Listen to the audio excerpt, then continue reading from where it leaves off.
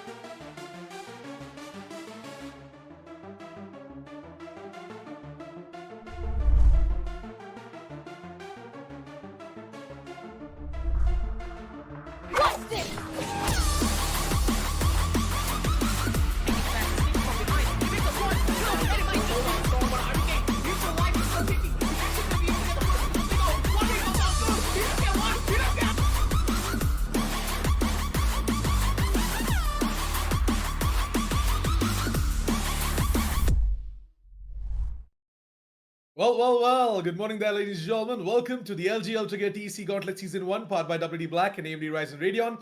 I'm your host, Assassin 47, with me on the desk are analysts and casters, Crips and Universe. How are you guys doing? Starting off with you, Crips. I'm doing really well. Really excited to get the playoffs underway. Some of the best teams competing. Of course, the whole gauntlet has been the best teams competing, but now we're in the upper echelon. We're at the best of the best right now. Well, definitely. I mean, Universe, what about you? How are you feeling as we head on towards the playoffs from today? Oh, I'm great. I've honestly been waiting for this, and finally that we're back to the playoffs. This has been quite a while in the making, especially after all the matches that we've been through in the in the group stages, just to lead up to this and to see who's going to be going on through all the way until the finals and win it. It's going to be an amazing journey from here on.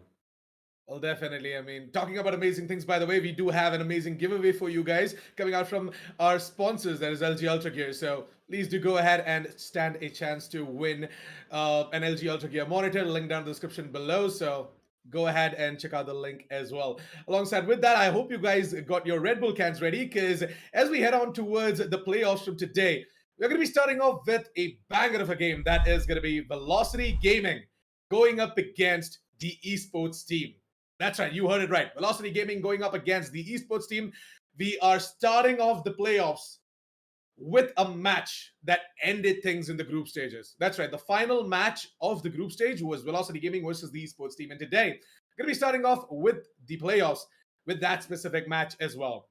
And the second half of the day, we have got for you guys Global Esports versus Samurai Esports. So, yeah, two of the most exciting, most interesting matchups that you all have been craving for are here today. So, Crips, what are your thoughts on the matchups for the day?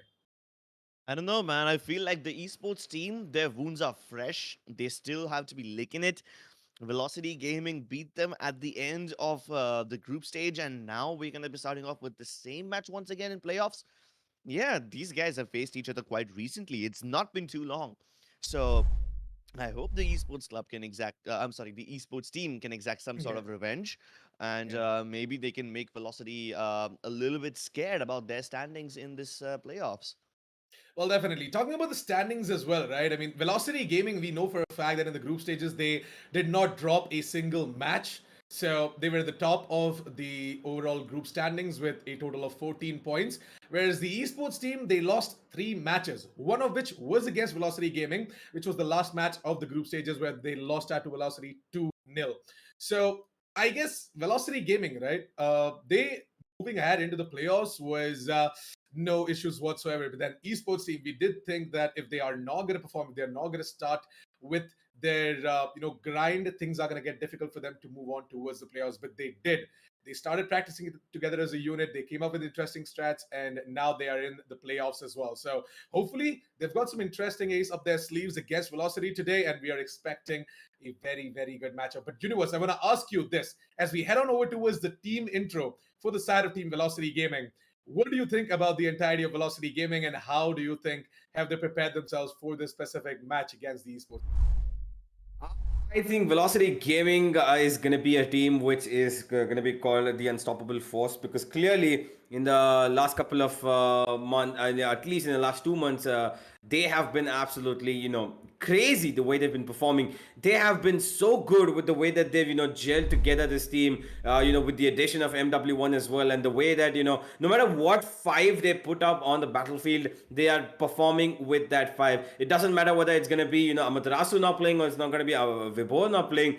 They just somehow make it work. And Velocity Gaming have now found the mantra that they were looking for quite a bit of time, when global esports were at the very top. And now that they have come out at, they've shown that they are clearly one of the people that we have to be looking out for in this tournament, that they will make sure that they go all the way to the finals and probably win this thing out as well. Velocity Gaming are for sure not, they're not going to change anything at all, because they know that they've beaten the esports team before. They know that their lineup and the way that they play these games and everything works. So they're going to be going into this game with no changes whatsoever, because I'm pretty sure that the esports team are going to be playing into their hands, and it's going to be Velocity Gaming who are going to be having at least this slight advantage, because clearly they've gone unbeaten. The confidence is there, and they've also got the firepower, they've got the tactics, they've got everything that they need. So the esports team, yeah, they're going to have a difficult time, but that doesn't go to say that they can't have the win as well. But it's definitely going to be hard fought.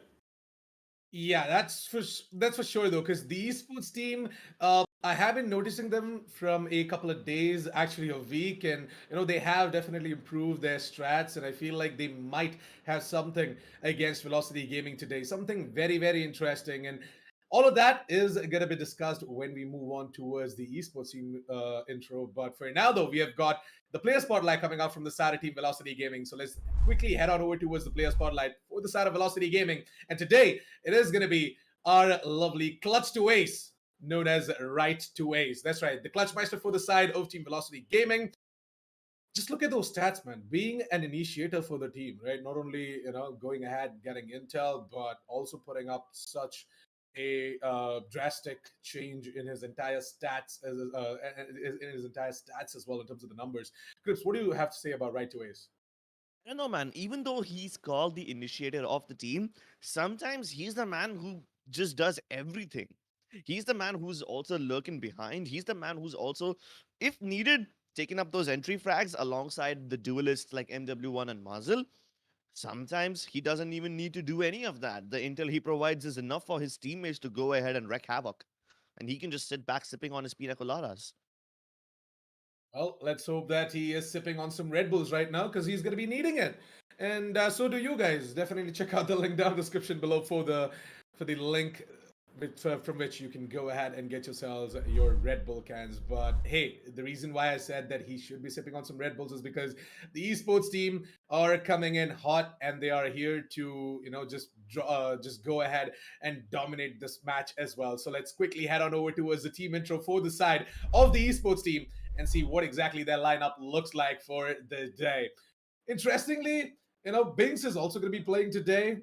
He was on a Nice. vacation. That's right. He Mm-hmm. was on a vacation. I'm pretty sure that you all and we all are aware about that as well. But now that he's back in full form and he's refreshed and he's energized. And I feel like that sort of vacation, right, might have helped him to just get all the stress out and be back in full form so that he can perform against the likes of Velocity Gaming. So what are your thoughts on the esports teams' roster, Chris? I mean, their roster does look pretty solid, that's for sure. But I'm kind of excited to see what these guys have in store for us because they must have adjusted to the playstyle of Velocity Gaming. Maybe Binks has been working on some secret plans also away on his vacation. That does seem unlikely, but then given how competitive he is, I wouldn't be surprised. For everyone else in his roster, I do have a feeling that they have somehow or the other found a way to neutralize the threat on Team Velocity. And it will be visible today because these players might have adjusted. So whether those adjustments are successful or not, I guess we'll have to see. That's the only thing I'm excited to see because these Sure. guys faced each other really really soon. They faced Yeah. each other not too long ago, so that does make me a little excited. Yeah, true. Because the thing is, the final match of the group stages was Velocity versus the Yeah. esports team. So maybe the esports team, they might have rewatched the entire board, and they have sort of prepared themselves, got some counter strategy as well against Velocity. So all of that is going to be revealed in this specific match. But let's head on over to the player spotlight coming out from the side of the esports team and see who exactly is going to be the player who's going to make a difference today. And wow, talk of the devil, and he's here, Binks, who is going to be the player spotlight for the side of the esports team. Mhm. Universe, walk me through his stats and give me your thoughts about Binks as a player from the side of the esports team. I mean, okay, honestly, on a personal level, I love Binks. The way he plays that race. I watch him probably every single day, and I have a little bit of banter with him myself. But this guy, when he comes to esports and he's playing seriously as a player, he clearly has shown his skill and he clearly has shown his talent because if his team has come so far in the gauntlet, it clearly shows that they are among the best teams in the region, right? And this guy is at the helm of that team, and he is the one who concocts all the theories that they go by, all the experiments that they do, and every single thing that they work around. This guy is the leader of it all. And to be honest, to have a IGL who can play such versatile roles, because we've seen him play controller, we've seen him play sentinel, very rarely though, but most, since he stepped into that role of Raze, because it took him quite a while from the beginning of the gauntlet itself. He was playing different roles and he was doing different things, but since he stepped onto Raze, he stepped up, and it shows his skills. It might be close to his deaths, yeah, for sure, but still that is quite a bit of work to be done by this guy. And with an ACS of 233 as well, it shows that he's got the consistency that he needs for his team to perform. And that exactly is the best part about Binks. He has that control over himself and his team. And today, if he's at his top form, which hopefully he would want to bring onto the table as well, then VLT are gonna have a little bit of a tough time handling the firepower of this guy, and not just this guy, but the rest of the esports team as well. But yeah, to be honest, it is going to be difficult for them. That is there. Binks definitely has to come up with definitely some weird strategies today, or something completely out of the box to catch VLT off guard, because they've been pretty massively good in the last couple of weeks, and it's going to be difficult to break VLT. Well, to be honest, the esports team, right? I just hope that they don't think about this too much because sometimes, when you just go ahead and think a lot about a specific team or just try and counter-strat them, things just roll out of control as well. So maybe the esports team, what they can do is just do what they do best, and that is, just bring in that amalgamation of fun and top-tier Valorant action as well. Just mix it up together, keep that energy up, and I guess pretty things should pretty much be okay from the side of the esports team as well against Velocity Gaming. But hey, it's truly exciting to see both of these teams just going up against each other, and we just kickstarting things in the playoffs with this specific match. But let's head on over towards the brackets now and check out how exactly things are over there. Because we know for a fact that we did reveal the brackets. We did a live draw event as well. If you guys missed it, so here it is. Here are the playoffs brackets. We are starting off with Velocity Gaming versus the esports team match today. And the winner of this is going to be advancing on towards the next stage of the upper brackets, whereas the loser is going to be going towards the lower brackets. So yeah, it's going to be pretty interesting because the winner of Velocity Gaming and the esports team is going to be facing off against the winner of Godlike Esports and Team Valor in the next stage. So that is going to be interesting once again because the story over there, Godlike Esports versus Valor, is pretty spicy, which we are going to talk about it when their match comes up in the playoffs. But hey, what are your thoughts on the overall bracket scripts? I feel like this is gonna be something that consistently gives us a lot of entertainment. All these teams, when they go up against each other, it's not like they've not played each other before. They certainly have. But there's a certain amount of how do I say this, banter between the players, maybe even a little bit of rivalry. I mean, take a look at Global Esports and Samurai. These guys have been on each other's toes since I don't know how long. Velocity Gaming, we were gonna see them today, that's for sure. But then Enigma and Force One Esports as well. These guys, they don't have as much history between themselves as much as they do with a team like, let's say, Global Esports. But then Force One, these guys also have been the kind of team that upsets the top order every now and then, and so is Enigma. So there's these common storylines, a few tendencies that these teams seem to have a little bit of similarity between them, and because they're similar that way, I feel like every time we come up across one of these matches, the amount of storylines that we can draw from this and the conclusions that we can jump to are going to be interesting for sure. But more than just interesting, they will have that little tinge of masala that we always look for. Hmm. Definitely. I mean, a lot of masala is going to be happening during the playoffs. By the way, we're going to be having some interesting rivalries as well that are going to build up. And eventually, later down the line, you guys are going to have tons and tons of Valorant content and action in the LG Ultra Gear TEC Gauntlet Season 1, powered by WD Black and AMD Ryzen Radeon. But hey, it's time, guys. We are going to be heading on towards the map veto now. That's right, the map veto for this specific match. Velocity Gaming versus the esports team. Let's have a look at the map veto. And it looks like that we are going to be starting things off on the esports team's favorite map. That is going to be Bind. Then we're going to move on towards Breeze, which I guess Velocity Gaming have got some very, very interesting strats on. And then we're going to be moving on towards the decider map. That is going to be Haven. So, Universe, why don't you go ahead and take the mic and walk our viewers through the map veto, starting off with map number 1, Bind. Yeah, I mean, this looks like a pretty okay. Overall, I would say this looks like a pretty much Velocity Gaming kind of favoring map pool, because clearly they have we've seen them play on Bind, and these guys have been absolutely crazy, right? And they've been so good on that, the way that they transfer roles between each other. We've seen Brimstone being picked up every now and then. The Viper double controller meta does come in. We've got even the double. Initiator meta, where we've got Sky and Sova also playing between the hands of Right to Ace and any other player for that matter. It could be Hellf, it could be Vibor. Anybody plays that role. The way they switch things up in Bind is really cool, because Velocity Gaming have this beautiful hold when they're playing on defense, especially because they're starting on it now. And this could just be their first stepping stone to success, because the esports team, they have picked this map. They would have definitely come up with some strategies for sure. Whether or not it's going to be working out against Velocity Gaming is of question, because clearly these guys have been practicing every single map they can, and that's exactly why they've got such experience as in choosing Breeze in the map pool as well, which is quite usually avoided by other teams and has been avoided for quite some time. By the other teams throughout the gauntlet as well. But hey, this is a team which has been confident by picking a map like Breeze, and clearly they've had their strats and it's working out for them. But to start off with Bind, I really think that Velocity Gaming might just take this one pretty not too much hard work done.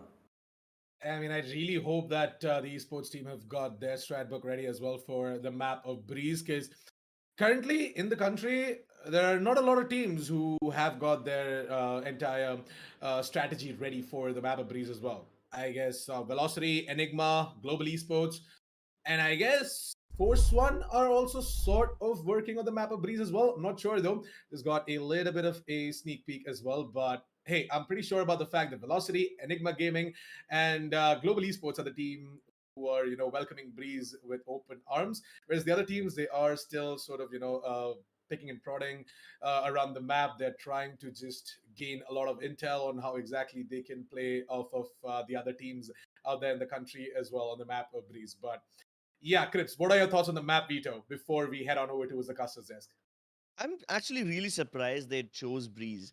I thought they would keep it as a reserve map, for the one time when you really, really need it.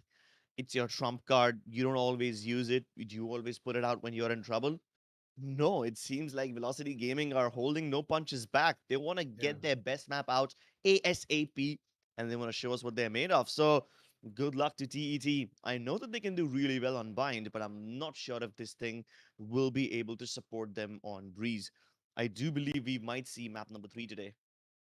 I was expecting, Haven to be map number 2 and then Hmm. Breeze to be the decider.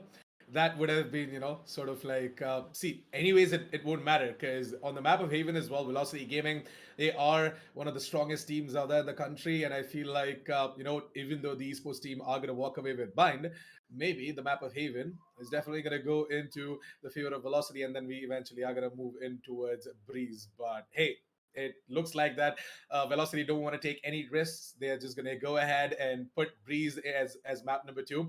They're going to secure their win over there, and then they're going to be heading on over towards the map of Haven. But yeah, with that, we pretty much conclude the analyst desk as well for this specific match. I know you guys have been waiting for quite some time now.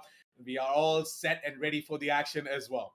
So you guys were watching the LG Ultragear TEC Gauntlet Season 1 powered by WD Black and AMD Ryzen Radeon. We're going to be heading on over towards the caster's desk after a message from our sponsors. So don't go anywhere, stay tuned, be right back.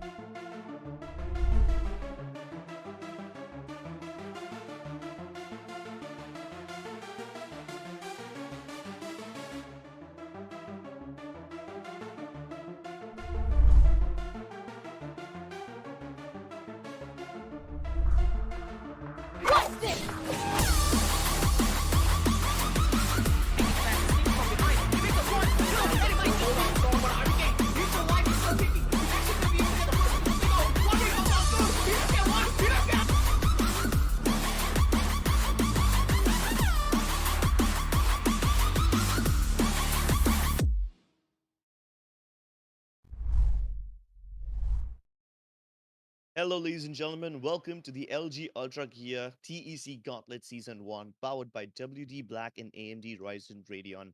My name is Scripps, with me is Universe, and we are about to kick off with one of the most exciting games of the day.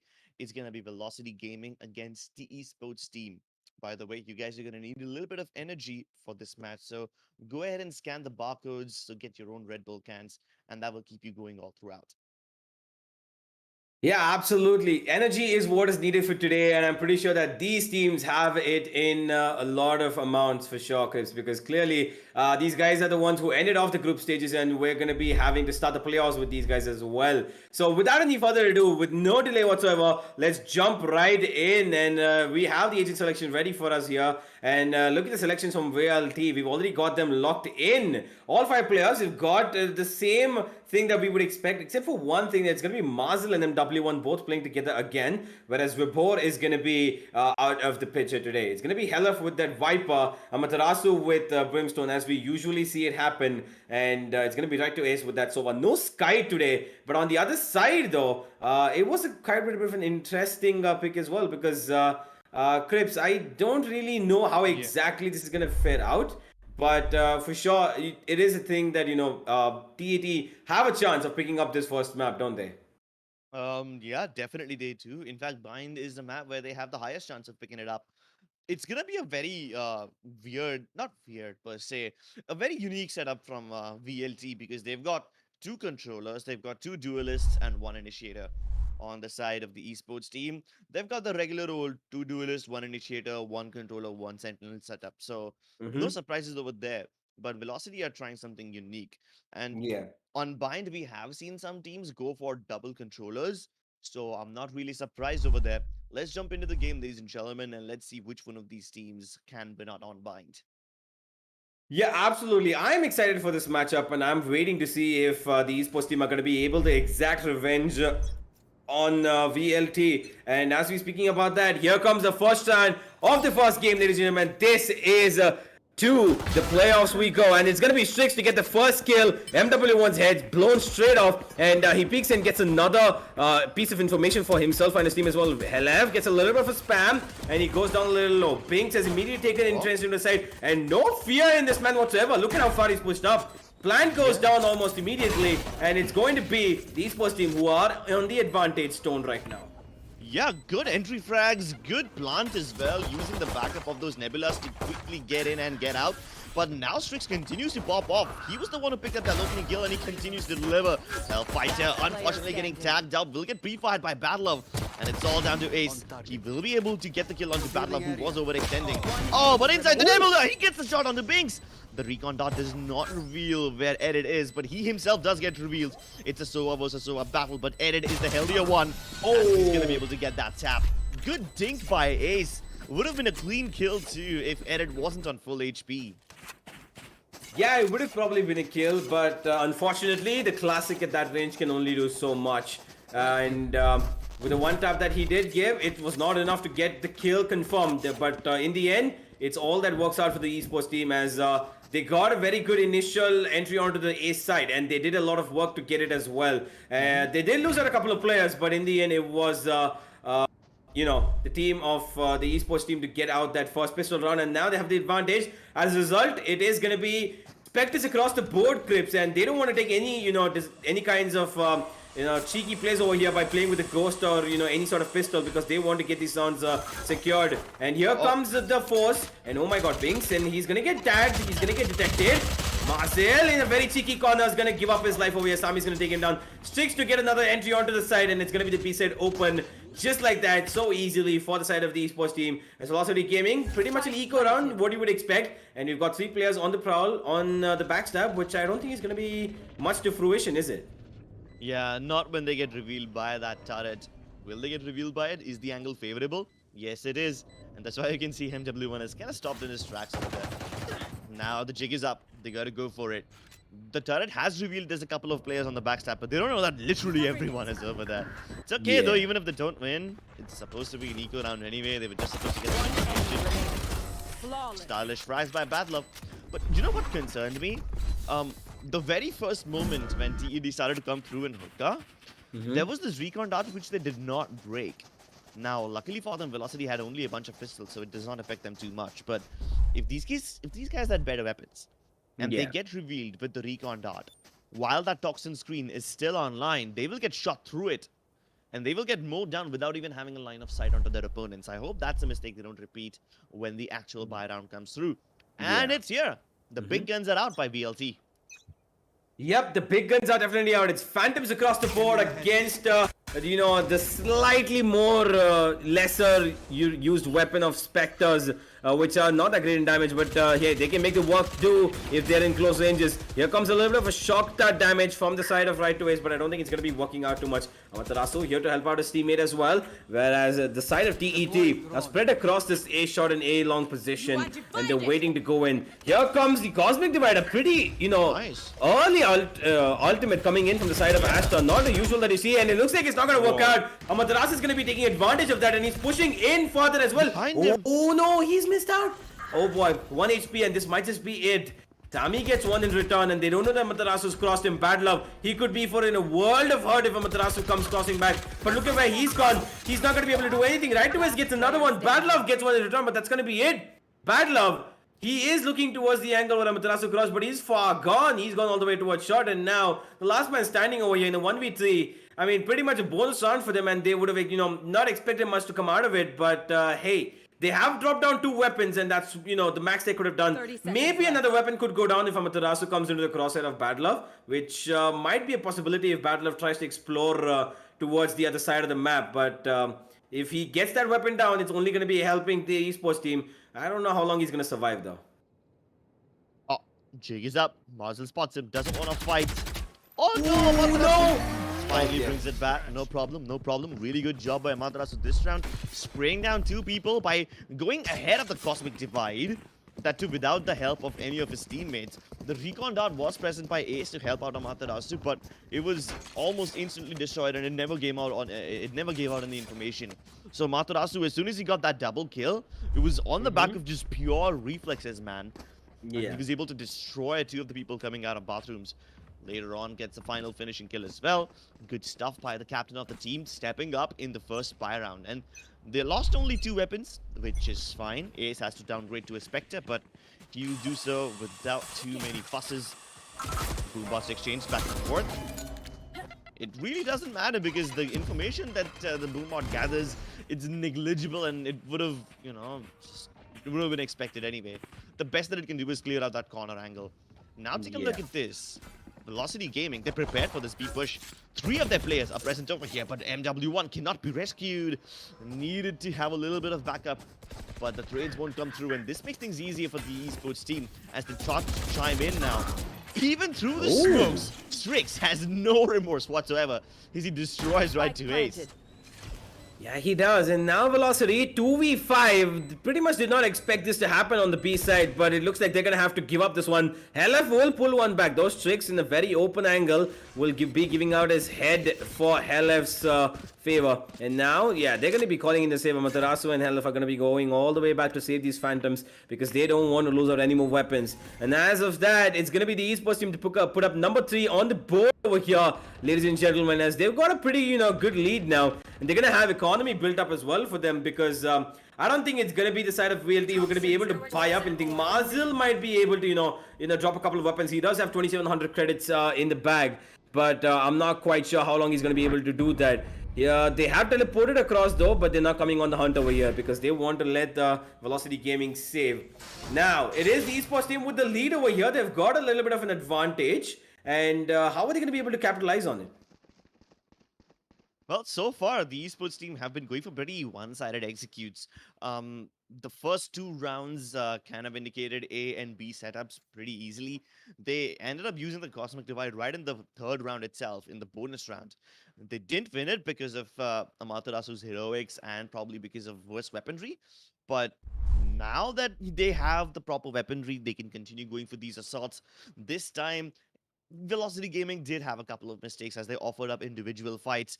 The first one was MW1 falling down without any backup. Unfortunately, Ace had to fall back for just 1 second, and that's the time then they jumped MW1, so Ace can't help him out.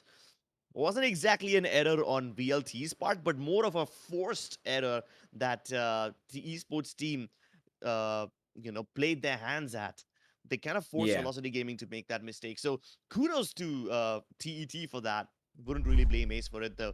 On the other hand, when Strix is popping off through the nebula like that, there's really not much that you can do now, is there?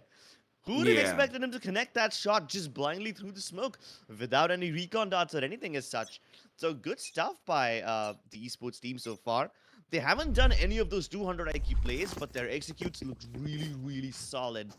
And now that they're not going for these executes right off the start, this seems like we just, they're just gathering up outside of some people outside of hookah as well. It does seem to me that it won't be a standard execute this time around. Maybe they'll spread out. Maybe they'll have a little bit of default and then go for one of those executes when they have the advantage. So far, early presence showed to its hookah and long. It's being shown, and they know that there's players of velocity inside this hookah position, and now they're trying to play a bait setup over here. Marzel, he's gonna get pulled so will his spot, and it's not gonna work out. And the bait jig is up over here. Sammy knows just too well how velocity are playing, and he's gonna take down the first one, Binks to take down the second, and Strix to follow up with the third as well. And just like that, it is reminiscence of what happened in the previous round. Helef and Amaterasu again alive with 2 weapons that they had saved, and they are gonna be trying to come in over here because they want this round. Amaterasu gets one. That's a good start. They need a few more. Here's another. Helef finds one. He supports his teammate. 2v3. Doable for the side of VLT. They do have the orbital strike in place as well. And Nana Swarm to keep them off at bay for a couple of more seconds. But how long are they going to be able to keep them off? Velocity Gaming. They need to come up with a strat, and they need to come up soon. Yeah, it's gonna keep them off forever. It seems like Velocity Gaming is going for the save now. They never had the best of economies to work with, so they will much rather save the 2 weapons that they still have. I mean, it's not just the Nanoswarm that's holding them back, right? First it's the Nanoswarm, then it's the one-way cloud burst, and everything else. It just keeps on, making things harder and harder. Yeah, once again this time, the esports team were able to break through the hookah defense. It was comical to see how Marzel and his boombot both were getting pulled in by the gravity belt. So no disruption over there, and that boombot was necessary to help out the player stuck on the other side. And because that did not come through, the crossfire kind of broke, and it's not the first time that it did break, honestly. The whole hookah defense has been crumbling for Velocity Gaming. Or rather, should I say, TED have been way too good at breaking open hookah. They don't necessarily get the picks at B long all the time, but they do always get the pick in elbow as well. So hookah and elbow, the 2 very strong regions for TET. Maybe if Velocity Gaming reinforce their B long setup, then they will have an easier time defending the B site. But that is a big if. Yeah, it definitely is a big if, and as a result of that, trying to make that if work, there is a timeout which is active from the side of Velocity Gaming. And it is Amaterasu giving instructions to his team. He's trying to get them, a little bit more riled up, and he's trying to tell them what exactly they can do to get back into this game, because clearly they are losing rounds, and they're losing rounds one by one, slowly but surely. 1-4 down as of right now, Velocity Gaming, and that's not exactly what you would want them to, where they would want to be at, especially when they are on bind as well, which is considered a little bit of unpredictably defensive sided map, because it could go either way, and clearly the esports team are making work of that they're making sure that they work off that unpredictability, and they're getting what they need to get these rounds on the board. For the moment, they've got control over showers, and they're trying to exploit it a bit more, as the short region is yet to be contested by TET. Amaterasu, Helef, only 2 members over here, and Ace has made his rotations towards A as well. How are they going to be able to defend the esports team this time? Rotations here. Ace has arrived on the scene. All the smokes have been committed by the esports team, and the nebulas don't really last that long. As soon as the nebulas have been put down by the esports team, here comes a Hunter's Fury and the Molotovs as well. This is going to damage them quite a lot. And it's not just that. The esports team activate their own one-ways, and by the time those one-ways are out, so are the nebulas. And they have quite a lot of recharge time. Finally, they have to wait quite a lot to go in, but when they do, Strix finally gets the opening frag. Hellfighter does bring it back to some extent, but they should be able to get this fight down without any problem. There's nobody to contest it. Nanoswarm grenades will keep Amaterasu back, and everyone else towards the back of site has no say in this. But there could be one man who changes things, and that's going to be Marzel. The turret doesn't detect him, and that is exactly what he needed. Now it's a 3v3. All the team members have more or less the same amount of HP, but there's quite a lot of heavy defenders over here on the bathroom side. Amaterasu shoots down Strix through the wall. Good stuff by them, but Wings will go unchecked. The Hunter's Fury to stop the defuse from happening, and Edit is very far away. Does he have one more beam left? Yes, he does. Wow, But he's okay. going to have to run to the spike in order to get that defuse from not happening. Yeah, this is not happening. Velocity Gaming, patient, really methodical.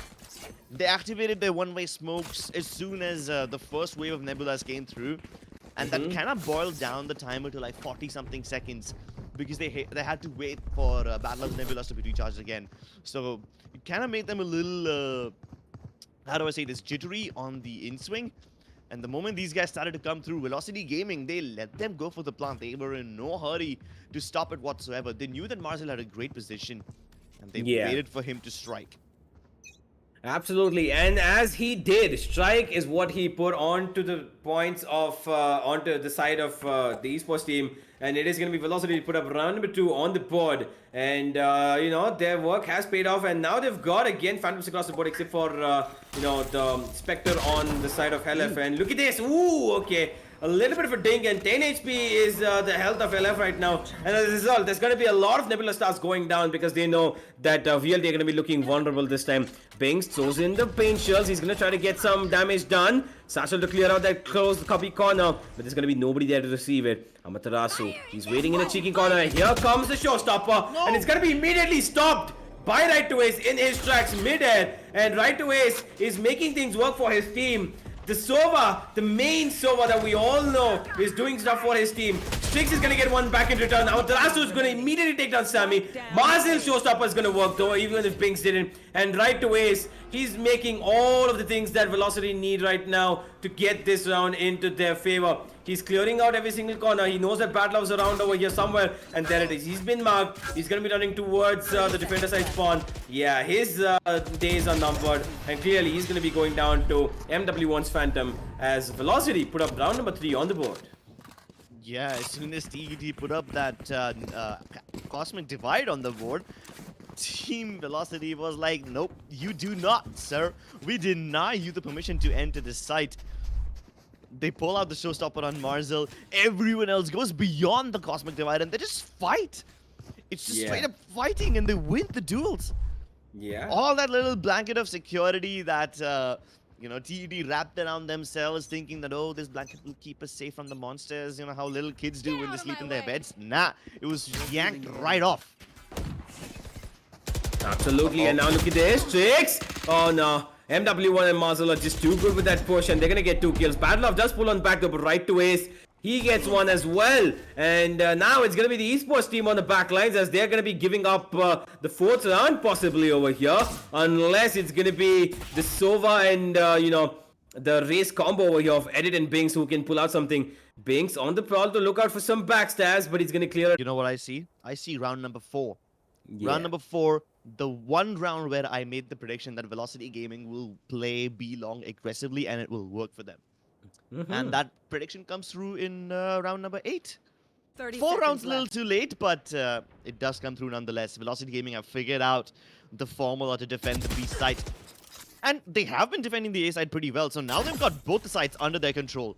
So yeah, they do. That is that's gonna be the esports team running out of strategies. Everything that has worked for them so far was good enough, but now they're gonna have to reinvent themselves. I mean, at one point these guys were leading what 4-1, and now the scores are tied again at 4-4. So Velocity Gaming really good at adjusting. They never really struggled on the A side. They were just stopping the players of TET on the A side from coming in with their one-way smokes and all the Viper utility. It kind of made them run out of the Nebulas on Badlove again and again, and they had to keep on waiting to reinvest that.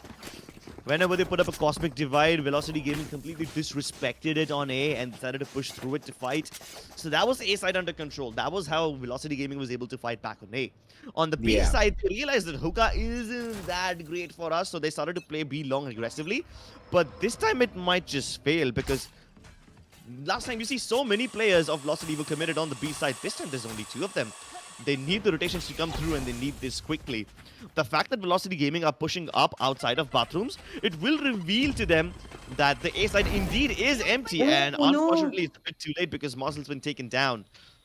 The Viper in Yeah. the form of Hellfighter is on her way back, but might just be a bit too late because these guys are now starting to come through. The toxin screen goes down, and this is TET's invitation to move right in. But then Hellfighter denies them by putting up that Viper spit. Alright, let's see how they deal with this. Yeah, it's going to be interesting what they're going to be able to push into the side right now. But look at how close Lightwise is moving in. Eddie took down HellF, and it's going to be just that for the esports team to move in. The invitation has been given to them, and it's going to be more MW1 to try to make things work away. He's going to get 1 kill, and that's going to be it for him.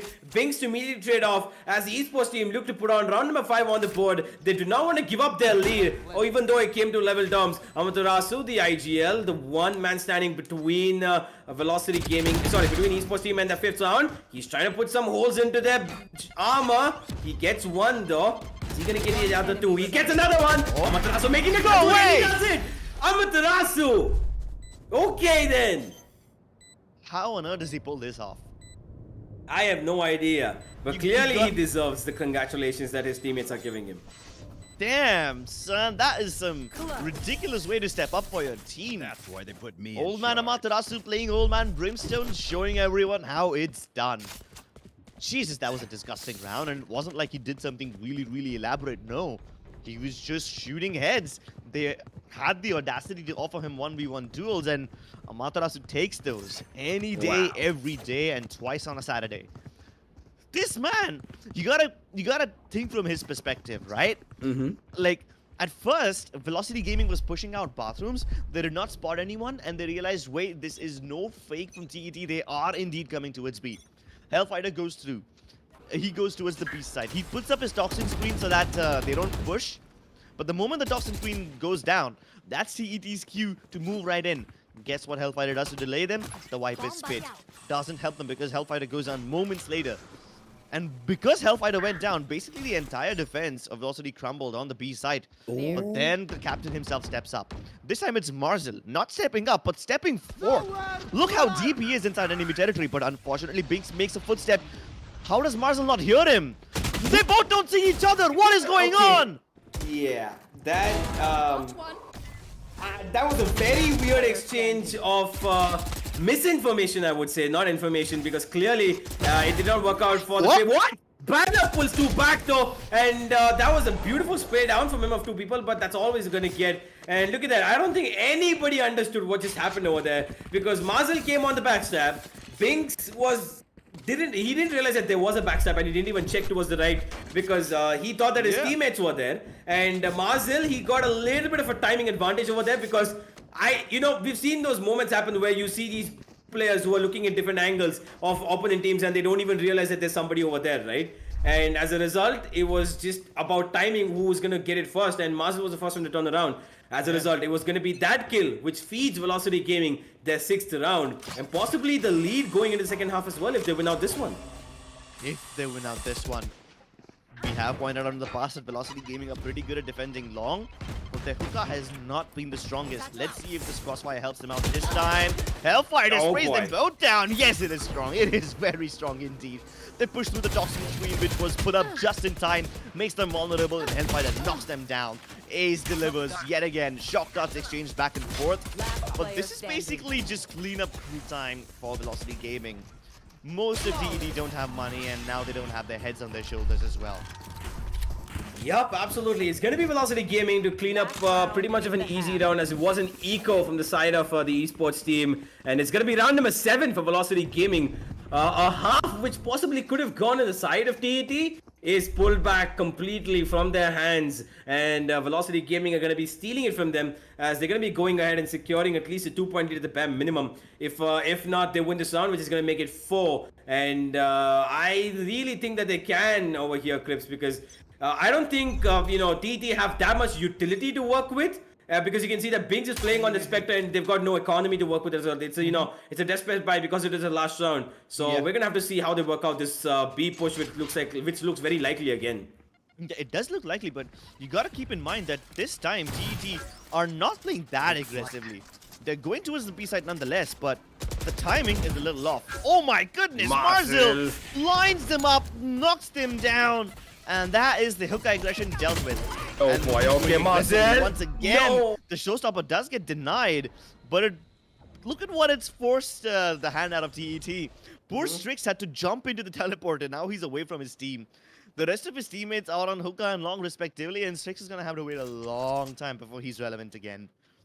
Now, luckily for him, the remaining members of VLT are not pushing to get the kills onto these separated, isolated players.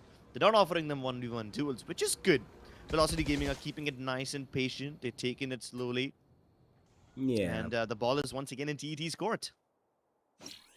Absolutely. How are they going to play it back is the question. 3v4. They've got only one ultimate. It's a Cosmic Divide. Not that great to execute a site operation. Are they going to be able to do it though? Strix, he says yes. He's going to get one. Badlove gets another, and looks like it's going to be the Esports team to just turn this around just like that. Strix is going to add on to another kill, and he's going to get a third for himself as Helef is left in a very, unthought of 1v3. Make that 1v2 as the Phantom's going to do its work in the hands of Helef. And here comes the Cosmic Divide finally. He's going to jump out there. He's going to get a dink, and that's all it's going to be. It's going to be edited down to 6 HP, and that's all the Esports team... that's all Velocity Gaming are going to find as the half shuts down 7-5. And the Esports team, they're going to be pretty much okay with that on the attacking half at the very least. I mean, that was a pretty decent performance. 7-5 is not that bad at all, is it, Crips? Yeah, it definitely is pretty good. Velocity Gaming... What was working out for them in the first half was the fact that they were playing aggressively and they were switching things up every now and then. Once they decided to push out V-Long, once they decided to put out Hookah, sometimes they decided to push out towards bathrooms. So all these aggressive pushes kept TET on their feet. It made sure that every time TET go for one of those executes, they have to worry about the backstabs as well. And that kind of kept them a little bit anxious. Let's see if Velocity Gaming are doing something similar on the attacking side as well. Because TET on their attacking side, they were going for one of those one-dimensional executes. They never really had any fakes. They never really had any defaults. They just went for full brute force executes. That is not the flavor of VLT, because VLT loves their defaults. They don't like going in for those full-blown executes. They like spreading out, and they like taking things slowly. Yeah, absolutely. And now Helef, trying to get some information, is actually going to get some damage instead. And it's going to be him pushing back towards A-Shot as he was the only man standing there. As Velocity has spread out across the board over here. And look at this. There's a shotty in play. Badlove. Cheeky little bugger. He's waiting for Strix to bait out Marzel over here so that he can get the headshot for himself. And but that Boombot though from the side of Binks is going to clear out Marzel over here. He's not going to be pushing up. He does not want to get detected. And for the moment, Velocity Gaming are taking this a little slow as they're conjuring themselves towards A. And here comes the smokes, and here comes the information right away says that somebody on backside. He's going to get tagged down as VLT takes side charge, and they're going to get the plan going. Are they going to be able to hold it? Binks unfortunately pushed through the poison cloud, and that results in his death. Sammy with a really stylish headshot onto Marzel and the kill onto Hellfighter. Fortunately, won't be able to do too much for his team. That shot that might just end things, and it does end it, equalizing the advantage. Now a 3v3. Retake does look difficult, but MW1 should be able to dismiss back to safety. Good stuff. Now he's reunited with his teammates, who are all gonna have to get out of the bathrooms in order to fight this one. The Molotov will stop them for a little bit, but no, do not enter that nebula. Don't go into that trap. You're gonna get pounded by 3 people at the same time, and they all rush out at the same time to get that last kill. Right here. Numbers advantage in the favor of Velocity Gaming as their trades are spot on. Absolutely, they know exactly how to play in these kind of situations where they're losing members, but when they've got 3 players in the same position, it's all about that one, make it a 3 versus whatever number you get it, instead of giving out 1v1 fights, and that's exactly what they did. Look at that coordinated push coming in, Amaterasu and his ever so handy teammate right away as they push out from that smoke and they get that kill, and it's gonna be Velocity coming to get another round in their lead. It's gonna be 8-5 as they have the advantage as well. That Boombat's gonna be spotting out a little bit. Strix this time with the shotty. He might just get one head, and he will not actually. It's a lot of damage, but he's not gonna get the kill. Binks has a shotty himself as well. He's gonna be throwing in the nade, and he's gonna be teleporting himself. And there's a lot of drama going on towards his B-shot position towards Hookah. That shotty not that great at that range, but guess what is classic is, and it's gonna be Badlove to pull out the head of right away. So it looks like they're making it work. Yeah, team Esports team. These guys just decided to play balls out and play aggressively, pushing out of Hookah, everyone jumping into the teleporters. But the moment Velocity Gaming heard those teleporters being activated, they decided to move towards the A side. They knew that it would be defenseless. Sure, they lose a couple of players on Hookah, and they lose a couple of guns as well, but they got the blunt, they've got the timing in their favor, and now the man advantage has been neutralized. Yep, it has, but yeah, it's gonna be another one, and the MW1's gonna get a third for himself as well. Helef will clear out towards a short position. And it's gonna be round number 5, which was a bit scary in the beginning for Velocity Gaming. They did not expect to lose out 2 weapons like that and two of their important players.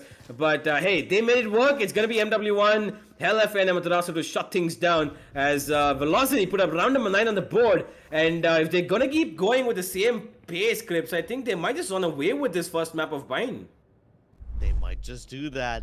Keep in mind that the next one is going to be Breeze, so it's absolutely crucial for the esports team to win Bind over here. Let's see what they have in store for us this time, as it does seem to be an aggressive short push by the esports team, and it's going to be Hellfighter to intercept them. The remaining players of Velocity making their presence marked on Hookah. Let's see if this two-pronged aggression will pay off dividends, because Strix picks off Amaterasu on B Hookah. Binks wins the head duel against Hellfighter over here. So now they're getting picks on every side of the map. Unfortunately, MW1 is a force to be reckoned with, and he gets into elbow deep inside enemy territory.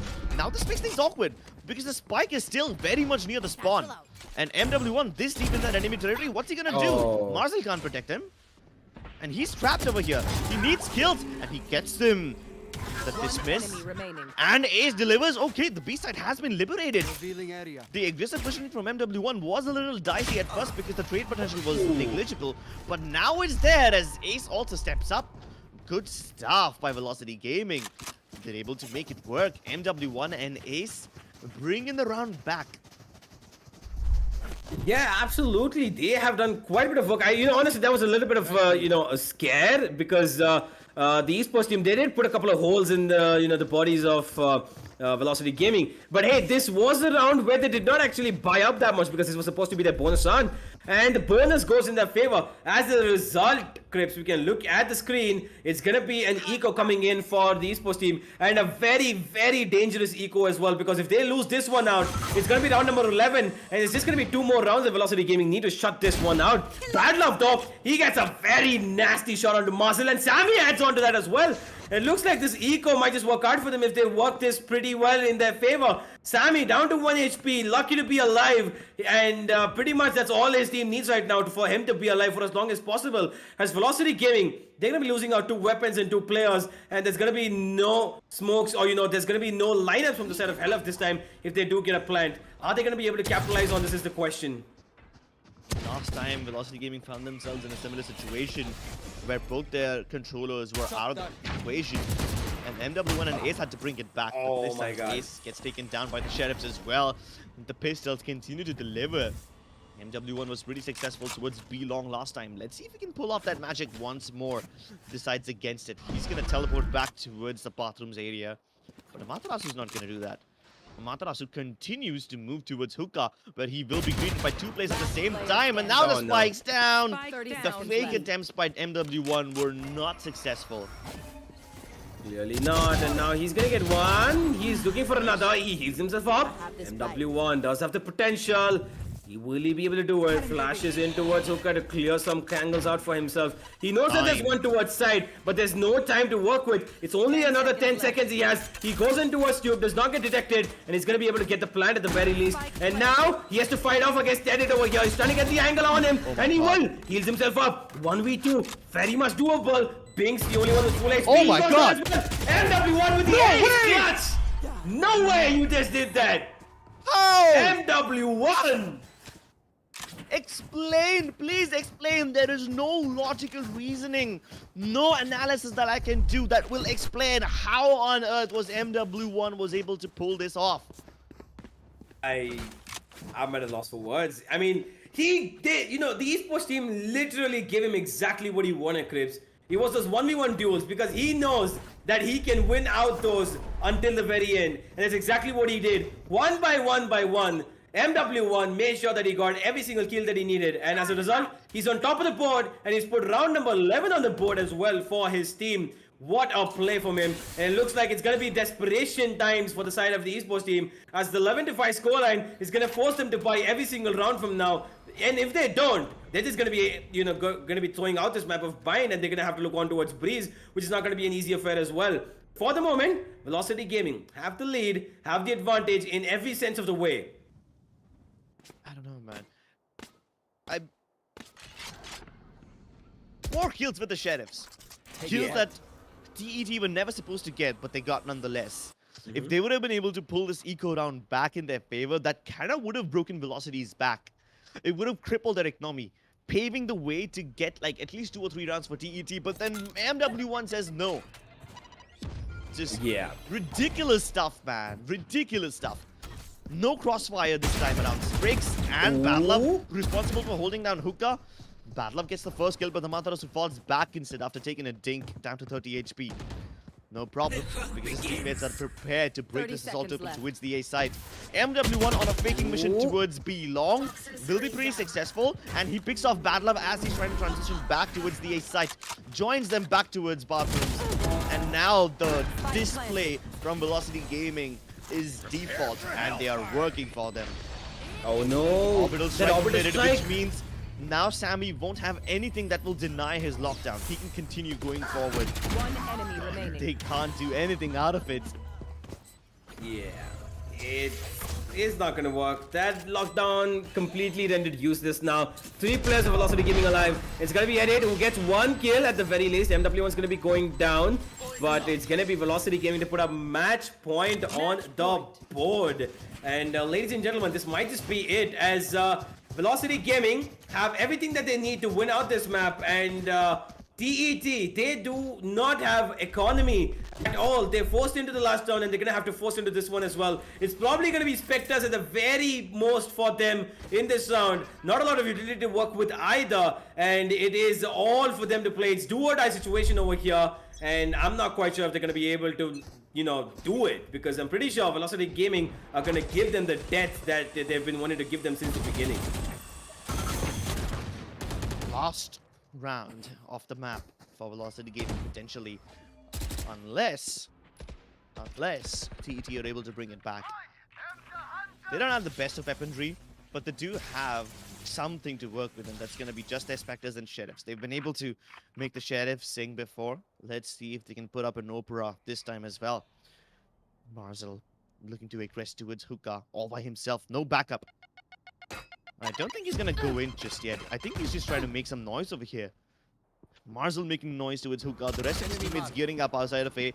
Marzel's gonna be responsible for keeping the players of TET anchored on the B side in fear that this will just come through, but nah, that's not happening.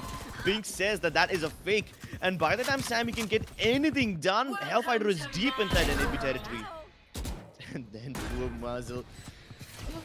He was just there to sell a fake, but he's getting the kills as well. This is so unfortunate. The sheer difference in the play styles of both these teams. Velocity Gaming have not conceded a single round to them so far, but Edit might just make this work. Not when there's a showstopper on him. Nah. That's gonna be probably it. It's gonna be Velocity Gaming to pull out this map for sure. Oh, bad love. Yeah, that's it.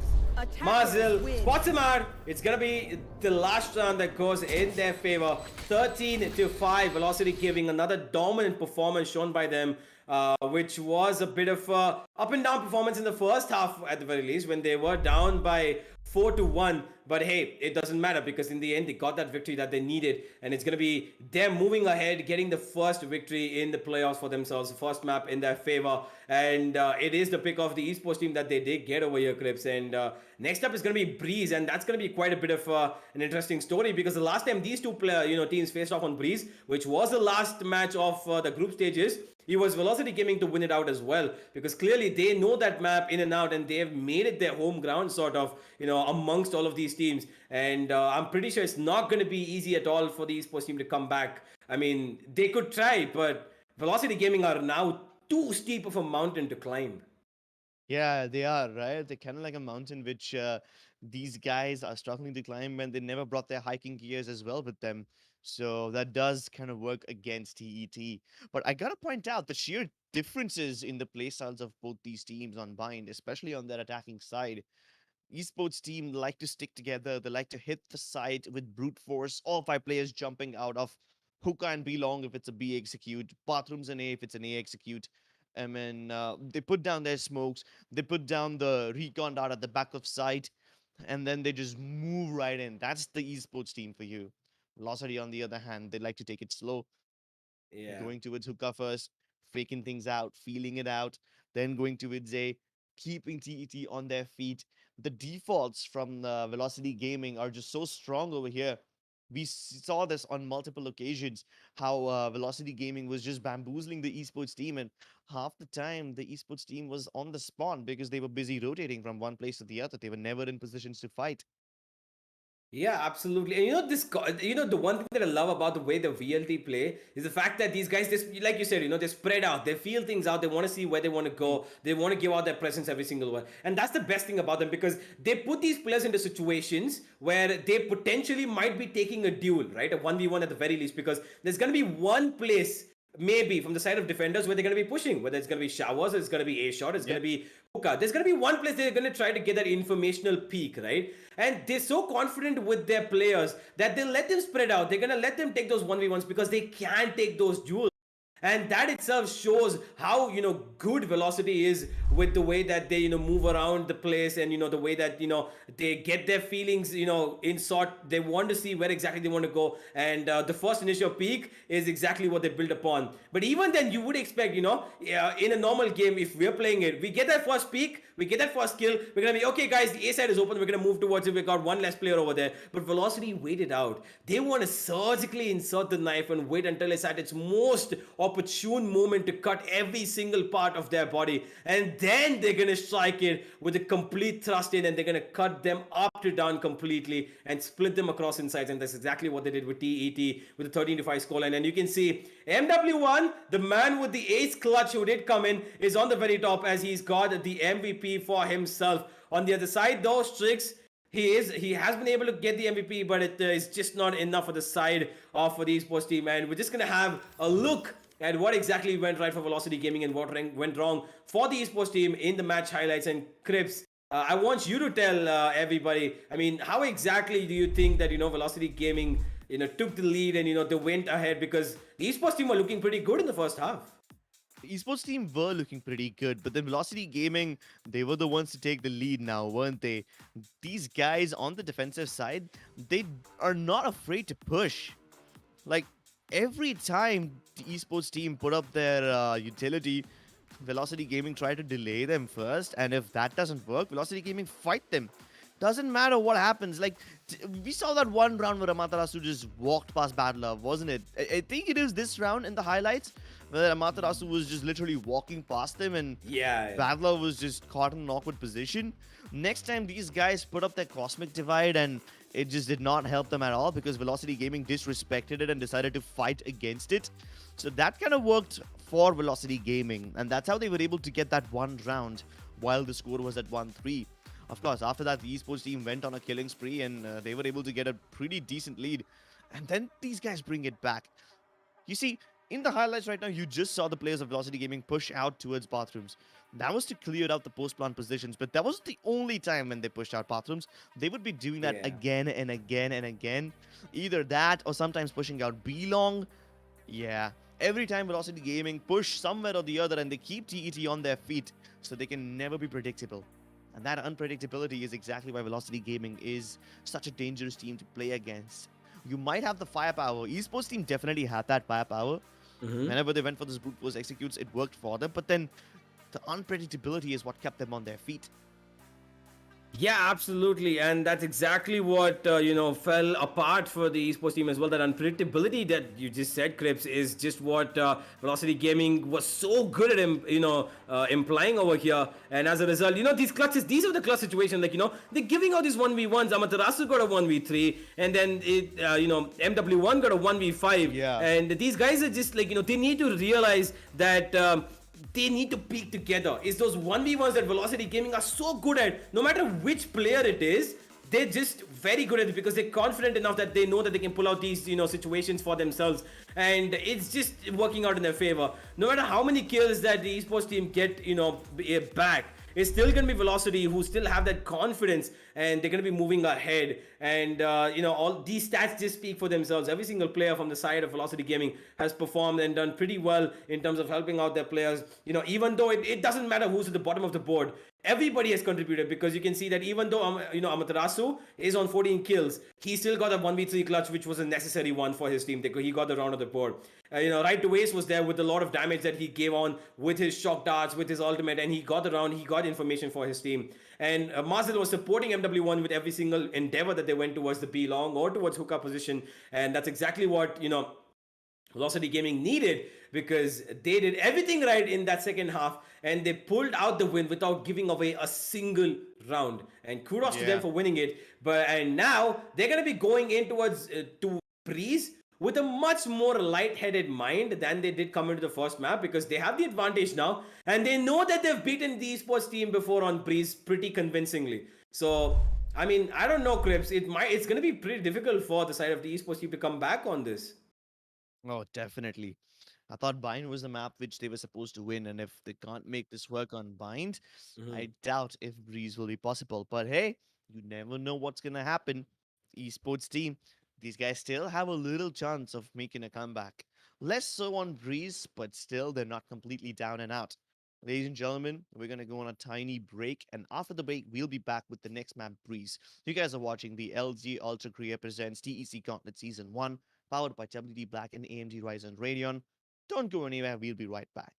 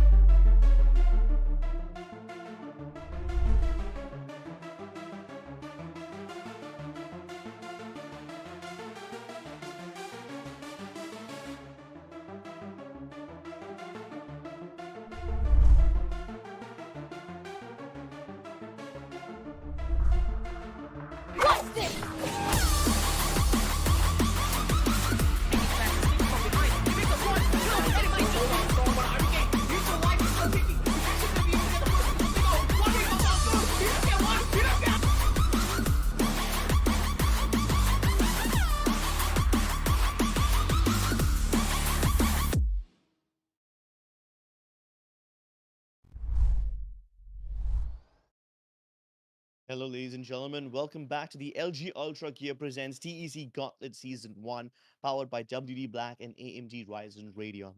First map is done and dusted between Velocity Gaming and the Esports team.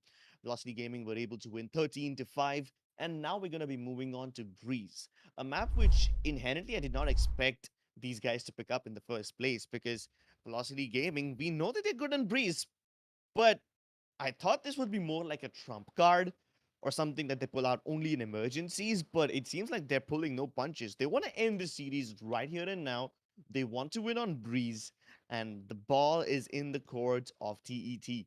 They need to somehow stop this velocity train and stop them from getting Breeze in their tracks, hoping to push this game into map number 3.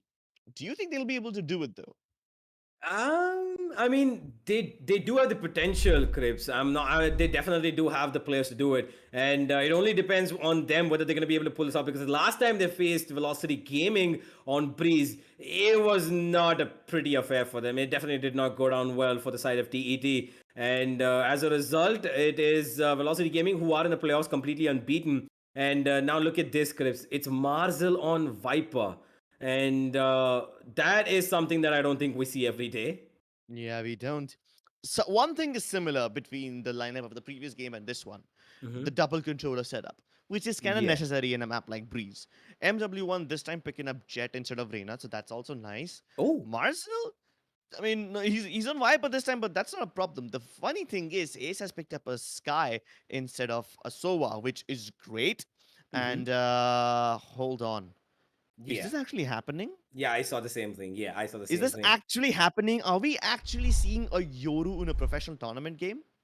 Yeah, I mean, we've seen it before. We saw it in the 5 duelist meta that happened from the side of F1. That's a meme. That's a joke lineup. We know that. Hey, a Yoru is a Yoru nonetheless, right? I mean, if Binks thinks he can do something with it, because the last time he played over here, he played with a Killjoy, and that was something I'm pretty sure he would never go back to. And this time he's picked up Yoru. Let's see if he can pick up some kills as well, because clearly on a map like Breeze, Yoru is pretty useful, Yeah, right? he's Because of pretty his viable. teleports. Yeah, he can pretty go viable. far out. He can get those, flashes coming in. He can teleport into very cheeky little corners. He can get this, attractive little angles for his team to get the initial peaks.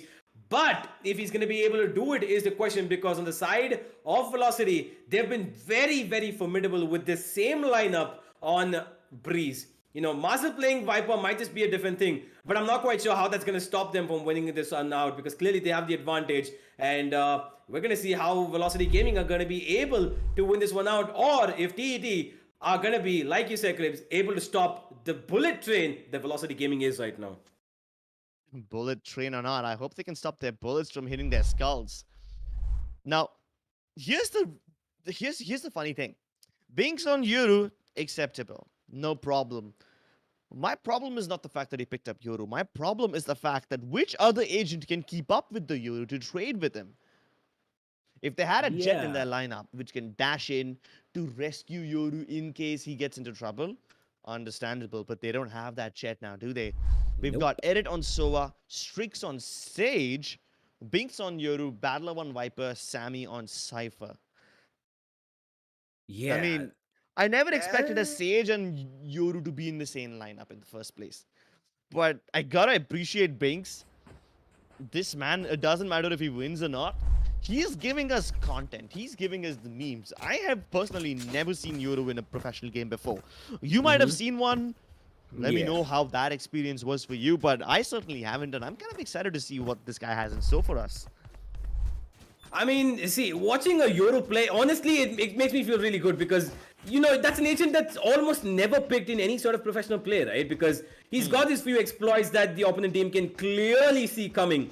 And the sound of his teleport is too loud, and there's just quite a few things, and you can even differentiate between his fake footsteps and actual footsteps. If you pay attention, you know how to differentiate between them, and that's exactly why he's not used, because he's not as viable in the meta right now as any of the other four Duelists are: Reyna, Jet, Phoenix, or Raze. And as a result, he's not played that much. But if Binks can make him work, then hey, it's going to be quite a matchup to see, because if they can pull this one off, it's going to be probably one of the biggest upsets that we've seen. Oh, definitely, and one of the funniest too. Yeah. Let's see what they have in store for us. TET starting to huddle up outside of A site, with Binks alone being just outside of B. His teleport is also near cannon, gonna expire, no problem, but now they start to slowly climb back down. It's weird how 1 minute into the round, Velocity have cruise control. Binks is just faking things out towards the B side, Oh, takes a look lot of this. damage. Doesn't bait out any rotations though. Doesn't bait out any rotations. The fake is Yeah. unsuccessful. Most of the players of Velocity are still towards the A side. The only player that has moved is MW1, and he's just looking towards Brown Halls, a place from where he can easily back his teammates up if things go wrong. The flash will reveal a couple of things. Now let's see if they're able to bring it back. Barriers of both sorts, the Toxin and the regular one comes through, but it doesn't stop Ace from getting the kill onto Badlove, and Hellfighter's in a very cheeky angle. Spike planted. Fighter might just find one. He gets the dink and he gets a very easy kill for himself. He's got his teammates to his help, and it's going to be Hell to add on another one as well. And then the last man standing, Edit, in a 1v5, just a classic, a recon and two shock dust to work with. Oh, Edit. Okay, I think, yeah, he's like No. that. Yeah, he's okay. Yeah, that's just unfortunate. I was expecting. Okay, I thought he did not shoot on purpose, but yeah, that's gonna be Edit probably disconnected from the server, unfortunately for himself. Unfortunately, yeah. Yeah, and now they're gonna be going up ahead and giving out the first round, pistol round to the side of Velocity Gaming. I mean, that fake was almost sold, Crips, because we saw the rotations go. Yeah, but Almost. they came back. Yeah, they came back immediately because they realized that Binks did not push up at all. No sign of, pushes came in after the one that Binks gave in towards B. And that was all Velocity Gaming needed as, terms of information to not go ahead and rotate. MW1, the only one looking towards mid. And that's all they needed. All the players of the esports team came in from A main. And yeah, that was going to be the round for them. And unfortunately, you can see that Edit has disconnected. So there's a little bit of a tech issue. Not too long though, ladies and gentlemen. Do not worry. He's going to be reconnecting pretty soon. But I do want to ask you this, Clips, because Velocity Gaming, now they've got this early lead. And, there's been a little bit of a mishap from the side of TET. They've got, unfortunately, a player disconnected right in the middle of a round. How does this affect a team when they're playing against someone like Velocity, when they, they're so good on their tracks, they're so good at covering up every single angle, even if they, give out a couple of people in terms of kills? How difficult is it going to be for the esports team coming ahead? Because all of these problems are just going to be adding on to their mental, image going into this game, right? I mean, that's a pretty silly question. I mean, anytime you lose a player, it's bad for you. The only line of hope that they have is the fact that Edit might be able to come back in nick of time. And it's just one round that they lost, and that too was the pistol round. In a round where a fake was not successfully sold. So even if Edit was present over there, it was unlikely that he pulled off that 1v5. Yeah, sure, maybe his recon dot could have helped his teammates out, A timely recon dot would have revealed Hellfighter's position, could have probably stopped Ace from getting that pick off. All of that could have happened. Things could have been different if he was around. But we're going to wait for him nonetheless, and we'll wait for him to return. You can already see Strix on the phone, probably speaking to Edit. Yeah. He's probably getting a little bit of information as to what exactly happened. Probably the electricity would have been a problem, or maybe the internet has got disconnected. Maybe, We don't know. Yeah, we don't know, but pretty much everything that happens on an everyday basis, and unfortunately, it's going to be affecting this game for Edit as well. But not to worry, it's going to be soon sorted out. And now that we're going to be moving in towards a small little break between, the match starting and again. Crips, about this map of Breeze, right? I mean, although it's fairly new, I mean, not a lot of teams have had, a lot of time to practice it per se, and the size of the map is so huge. I just want to ask you before we go into the break, how exactly do you think they can, TET can come around and try to win this map, because they're trying to play around an agent that is not usually picked. And clearly, for me, my agent is going to be my camera turning off at the right moment. Maybe you need a little bit of Cypher life with you. Maybe replace the batteries of your camera. I mean, there are a few voice lines that Cypher says, right? Yeah. Breach, I stole a servo from your arm. Please don't be mad. Stuff like that. So maybe you need a little bit of that as well. But yeah, regarding the question you asked, I feel like they will have to somehow set up Binks for success, or maybe Binks sets his teammates up for success by himself being a bait. I really don't know how the Yoru plays into this composition, but the borderline for VLT is going to be that they keep their calm, they keep their cool, and they don't over rotate. That's the only thing that VLT need to do in order to win this map. Well, ladies and gentlemen, we are going to wait for the lobby to be rehosted while Eric joins the lobby again. Till then, we're going to go on a short break. Don't go anywhere and pray that nobody else loses their electricity.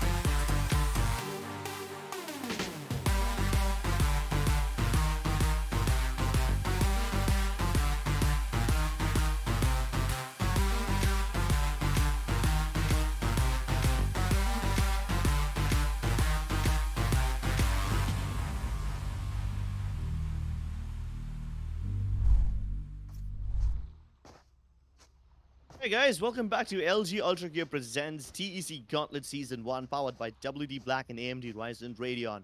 We had a little bit of a disconnection from edit. Poor guy lost his power in the first round and that's why we have to restart the game. Well, lineup still the same, setup still the same. Let's see if TET go for the same strategy in the first round as well. Yeah, absolutely. It is good to be back, and it's thankfully pretty soon as well. So the fans are not going to be disappointing too much, hopefully.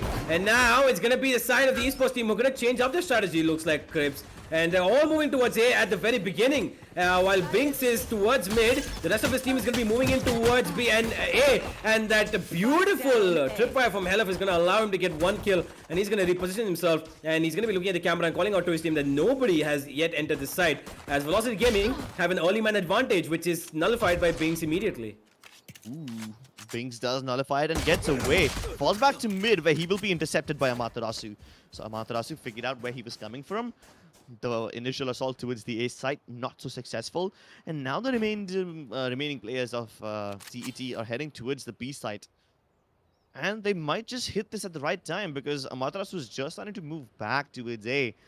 Yeah. Now it's only Marzel left over here by himself. As soon Is as he going to be sees- able to hold it? I mean, I don't think he needs to hold it per se. He will be revealed courtesy of that recon dart, and now he just needs to stay alive over here. The backup has arrived in the form of Amaterasu, and the toxin screen is still down, which means Amaterasu can continue hitting his shots, but Batlov will say no. 2 versus 2. Very realistic chance of TET to pull this back. Yeah, definitely is there a chance. And Fox, he gets a little bit tagged down. And he knows where the other one are. Hellas is blew down his camera to get some information, but he knows where these two players already are. And it looks like it's going to be right away to get one and Hellas to add on to another. And it's going to be the last kill going in the favor of Hellas. As Velocity Gaming repeat the successes from the previous time we saw this pistol round go on. It was towards the A side, and this time it's towards B. It's going to be Velocity Gaming to put up pistol round on the board, 1-0 for them. And it looks like they're going to be having no problems whatsoever in taking that advantage for themselves. And with the extra bit of economy coming in for them and the little bit of extra weaponry they're going to have, it's going to be Velocity to try and get this momentum going from the last map into this one as well. This goes here. Momentum definitely going strong for Velocity Gaming over here. TET tried something different, you know. First time around they tried to fake B and then hit A. This time they hit A with everything they had, but then they had to go towards the B side later on. So it was a little bit of switcheroo. Drone does not spot Hellfire. If they go in, he will have the potential to one-tap some people out of existence. And I want some juicy headshots. I want him to one-tap a couple of people. Can he do it? Amaterasu going deep towards mid. He figures out where the beacon for Binks is, and he should be able to get the better of him as well. He just walked right past him. He didn't spot Information him. will be relayed to Marzel, and Marzel will be able to shut down Binks. So that man's been dealt with. But now this toxin screen coming through at the right time will stop the players of TET from moving too deep into the site. So they still can get the better of Marzel. He is just too agile with that Spectre. Absolutely. One does go back in the favor of Fox. Okay, make that 2 actually. Marcel's going to get a 3rd for himself in return. And it's actually going to be the esports team to just shut it down just like that. Fox gets a 3k, and somehow the esports team pulled us back as they forced spot into this round, and it just worked for them. Yeah, it does work for them. Binks was coming in from mid. He spotted out 2 people over there. Marzel was spotted out, but later on, he figured out that Amaterasu also is coming from that side, and he relayed that information to his team after he died. And that's how they knew how to check it. They also found Marzel hiding in that same location, so then Fox decides to put down his toxin screen, gets his team a little element of surprise where they were able to win these fights.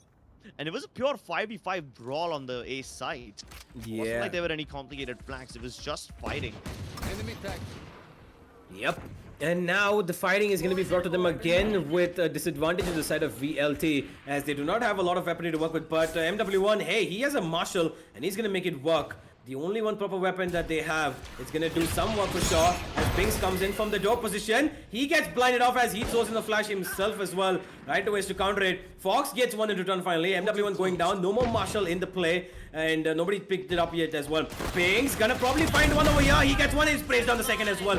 Amaterasu also goes down, and it's gonna be the Esports team to probably get this round into their favor as right away the last man standing will go down to Sammy Spectre. And it's gonna be the Esports team to pick up round number 2 for themselves after an eco that went, a force buy that went in their favor in the second round. And now they're going to be feeling good about themselves as they have the economy to build up to buy a couple of weapons as well. And they need to keep this going. Yeah, they certainly need to keep this going. They had the better weaponry this time around. Binks trying so many different combinations on the Yoru. First time he sent his respawn, sorry, not the respawn beacon, the teleport beacon towards the left-hand side of mid, just underneath that drop box. This time he sent it towards the double door while he himself tried to venture up the ground halls. And every time he keeps on doing something differently. MW1 was able to get a nice kill from the Marshal last time, but this time Strix is able to get the better of him. Dimensional drift online for Binks. Let's see where he lands up. Straight into spawn. The Matrasu's right around the corner. Oh, poor guy. That was a little silly. Yeah, that's just pure unfortunate timing for him. He positioning as well. LF, he's got a good positioning now though. He's going to be making use of it. He gets one. He gets his ultimate. The Neural Theft is going to not give him too much though, but it's going to give his team enough. It's going to be a 2v3, which we've seen Velocity Gaming pull off before, and it's going to be the dynamic of Marcel and Amaterasu. He gets one, Marcel gets another, looking for the third, but it's not going to be able to get him. Amaterasu trying to get him, but it's not going to work. What? How? Taps down Amaterasu, and it's going to be the Esports team to somehow pull it back another one as Fox comes into play, and he is going to be pulling out heroics over here for the side of the Esports team. Round number 3 on the board for them, and Velocity Gaming, they should be a little bit startled by this, Crips. Definitely. I was startled by how Fox was able to get that kill. 1 second he's fighting Marcel, who's inside of the B window, and then he turns around to get the kill onto Amaterasu, who should have, in an ideal world, been able to get the kill onto him. And it wasn't even like he tapped him out. No. He didn't one-tap him or anything. He was just casually pressing one button at a time. Yeah. That was a little unfortunate. And this is twice in a row that Fox has stepped up. So many footsteps headed towards Amaterasu, and he's scared. One of them is a fake out, but he's able to get at least one kill before he goes down. Fox delivering yet again, this time deleting the captain of the team. Knows there's too many people rushing him at the same time. Velocity Gaming turning up the aggression towards mid. And that forces the hand of these guys to go aggressively elsewhere. Velocity Gaming, after winning the duels on mid, now have to fight towards elbow, but Battler will be able to get the better of Hellfighter before he can fall back to safety. Man advantage still in the favor of Velocity Gaming, but MW1 already has a foot in the grave, so it's 2 men versus 2.5 men. Yep, absolutely. And whether or not these 2.5 men are going to be able to produce this round as a victory is going to be a question. There is a bit of a heal. Oh yeah, there it is. No more 2.5 men. It's going to be 3 men completely. Yeah, but take a look at how deeply Battler is positioned right now. He's towards the spawn. Unfortunately, he can't do much himself just yet. He's just gonna have to get a pick over here and fall back. The spike is dropped on mid. There's no way they can retrieve the spike just yet. He just needs to get one kill, fall back to safety, and he's not falling back. In fact, now he's counting on Sami, clearing out the angles, figures out there's one player towards the left-hand side, but Marcel taps Battler out of existence. Sami knows exactly where Ace is, but the flash is perfect. There's 10 seconds left. Even if he gets the kill onto Ace, it's okay because Marcel will never let this round slip by. Yup, and that's all it's going to be. It's going to be Velocity Gaming with an aggressive push towards mid to find success for themselves as they put up round number 2 on the board. And, they clearly know how to turn up the heat, right? Velocity Gaming, they know how to counter these mid pushes because the Esports team were exploiting that time and time again. And that big brain of Amaterasu clearly called it out to his team. Okay, guys, you know what? Let's play them at their playground. Let's go to them where they are pushing the most and fight them at mid. And clearly it works out for them as they're going to be putting up round number 2 on the board. And weapons across the board for both of these teams now as the real gunfight begins now, Crips. Who's going to get the first advantage? It's going to be Fox. Again. Once again, yeah. Fox just paying off dividends for his team again and again. And now that he's picked up that ultimate orb, he has his Viper Spit ready, but Now they're going to fall back instead. Okay, this is interesting. They show presence towards A, the pick off of Matarasu, and then they go back towards the B site. I mean, MW1 is present over here with an operator, so he might just make things a little bit awkward, but he's responsible for watching mid and watching B at the same time, so that's going to be difficult. And that's what happens when you lose your first player on the CT side. You'll be forced to divide your players very thinly. Undisputed to clear out the common angles towards left-hand side, and it doesn't spot anyone indeed. Hellfighter still safe. The cyber cages don't really do much, but what collateral by MW1! Shutting down TET in all sorts of gruesome ways, and a fourth one. Can he get yet another race? Hellfighter seals it away, but that collateral was everything. What a way to shut them down. I mean, we were singing praises of Fox, but then we forgot that MW1 is still online. Absolutely. I mean, what a guy. Absolutely crazy. He gets that first pick on towards B main. And then he gets a collateral for himself after Fox goes down. Samir Strix unfortunately line up for him. And Binks, who was on a very late mid prowl, is just you know, food for his eating. And that's all it's gonna be. Esports team, they give up a third round from the side of Velocity Gaming as the scores are now leveled. And Velocity Gaming are gonna be pretty confident, feeling pretty confident now. Binks and his team are gonna be on pretty much of an eco, as Fox is the only man with a weapon right now. A Phantom in his hand with the half armor as well. And I'm not quite sure how they can pull this one out, but if they do, it's only gonna be working out in their favor. Okay, here's the thing. Velocity Gaming know that TET are heading towards the A site. Now, the funny thing is, last time TET tried to go towards A, they did not actually end up going there. They faked it and then went back towards B. This time, they've got MW1 on mid, who just has started to enter the A site. And he knows that these guys will somehow go back towards B. If they go towards B, MW1 will be able to shut them down with the op. If they don't, well, then he's not so far away. Oh, that would have been a scare. Honestly, I would have completely lost my mind to hear something come out from that vent over there. But it's gonna be Marcel to get the first kill on the Fox. The Viper goes down. And the Viper from the other side also goes down, as Strix is going to be able to take him out. Right to Ace, adds on to another. MW1 misses the first shot. The Optic Strike is going to be doing work to clear out a couple of corners. It's going to be MW1 to capitalize on that as he gets a kill. And the last man standing again, Binks, gets a beautiful headshot onto the side of MW1. Yeah, they're playing with the buttons over there, and it's going to be Binks. Okay, yeah, he's, he knows he's, okay. A little bit of fun being poked at by both of these sides over here, closing and opening that door over there, which is going to be actually Velocity Gaming opening the door for themselves to get that lead of 4-3, as the Esports team are pretty much about what's happening from the previous map, don't you think so, Crips? Because they got the lead in the first initial stages of the first half, and then they gave it away, and then they never got it back. Yeah, that's true. Now Velocity have stolen the lead from them once again. Viper Spit committed on the ace side, which means this is Marcel's home. He's not letting anyone through, forcing the players of the Esports team to go towards the B side for Amaterasu and the MW1 line. Wait, but Amaterasu is in a little bit of trouble. MW1 needs to rescue him. He's gonna do it. And this is really good stuff. They destroy the players of TET, and this too in a buy round. Like, they win the previous round, that's understandable. There was an eco from TET anyway, but this is a buy round. They've got all the weapons to work with. MW1, poor guy. He had no idea Fox had moved in towards the elbow side. And Fox, what on earth are you doing, son? Deletes Marcel, turns around. This guy is on a roll, clearly.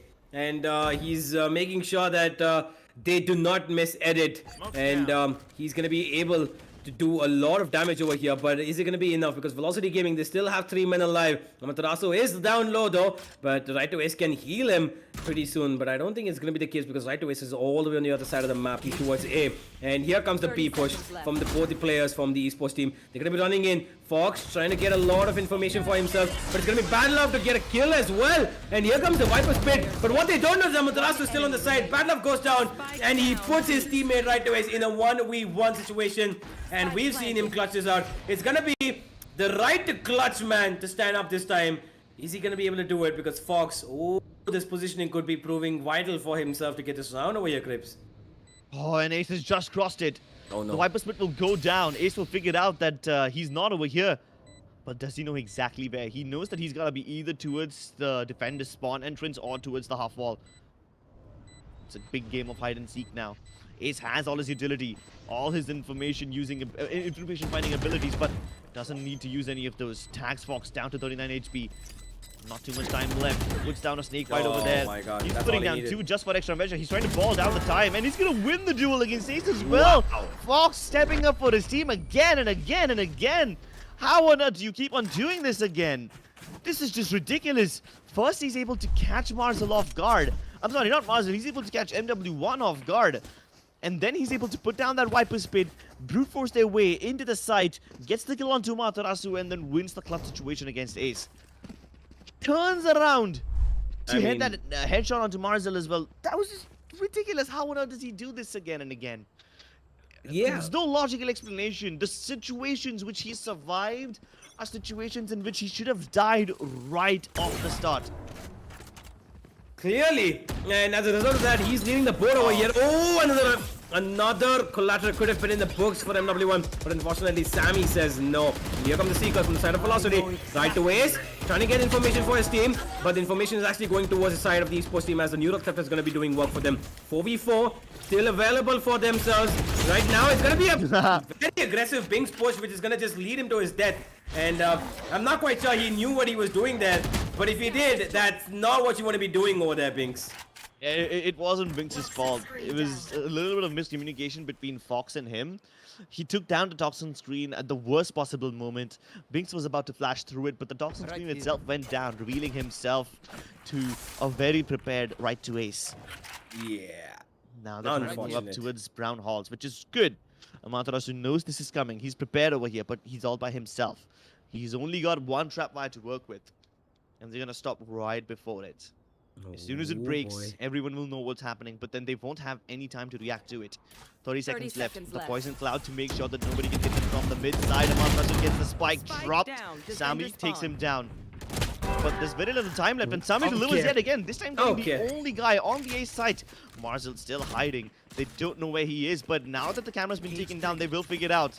He needs to deny this plant. That's all that he needs to do, and he does it. Spike carrier killed. Sami doesn't have any time to work with, not any positions. And he walks into Hellfighter's crosshair without even looking in his direction. Yep, Velocity Gaming, they're going to be putting up round number 5 on the board. They do not want to give out any more rounds at this point. They're going to be taking the lead back in their favor. And now, well, I mean, you know, Crips, we are seeing that there are some holes, you know, in the side of Velocity Gaming that are being punched into by the side of the Esports team, right? And that's happening when they work as a team. But when it comes to those 1v1s, they know that, you know, they should know that Velocity Gaming are reigning supreme every single time. And that's exactly what's working against their favor. The Esports team, they need to work, you know, pretty much more of a trade-off sense and try to get things done in terms of how they can do as a team. And looks like it's going to be Binks to try to do that as he gets that damage to drift coming in. Amaterasu, he's not going to be paying attention to that. He gets 2 of his own. LF gets 2 of his own. It's going to be the last man standing. Crips over here. Sorry, Strix over here. Sorry. I thought you were playing on the server, and that's going to throw me off guard. Not the first time someone has messed up my name on purpose, but Crips, that's okay. Strix, hey, it wasn't on purpose, okay? You're a closer friend to me than Strix is. I would love to see you play on the server.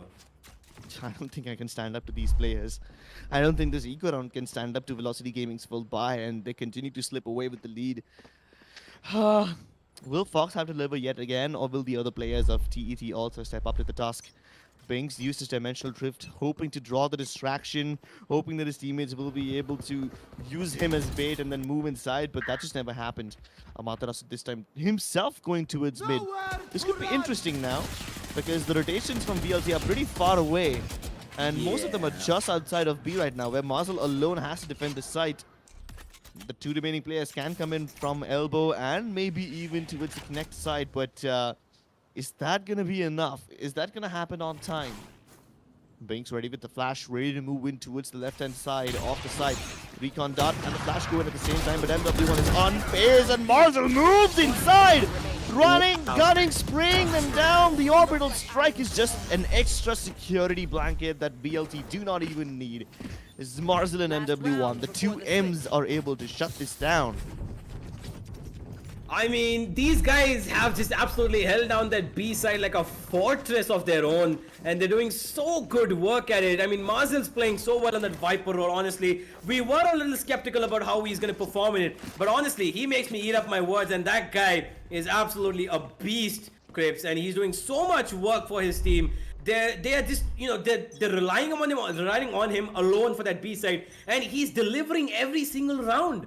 And as a result, look at this. The Esports team, they know that they can't go B, and they're going to be trying A again, and it's going to be probably, you know, a pretty much, basic A execute that's going to be coming in. But look at the other side of the map. Mars is already pushed up, and he's going to get so much information for his team. And oh boy, this could just be the beginning of the end of this round, unless the Esports team have a bit of an idea that there is a flank coming in. No. Down A. Okay, Battle of Exact's revenge, but Fox now without his toxin screen, his team really can't do much. They're gonna have to go in dry.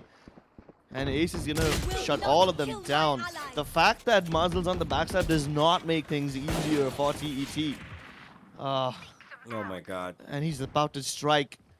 He snuck up all the way behind them. So they can neither go forward nor they can go back. They will only go down into their graves as Hellfighter will tap away at them with his Guardian. Switching sides. Yep, Marzel is not going to be allowed to even look at one player with on his screen, and as Velocity Gaming, they're going to be cleaning up the rest of them, and every single person on the side of the esports team need to now think about what exactly is going to be working out in their favor, because 8-4 down, pretty much similar to the last round, not exactly though. They are another round down this time. And it's not gonna be any good whatsoever, because I'm pretty sure they would have expected themselves to perform better in this map of Breeze, at least in the first half at the very least.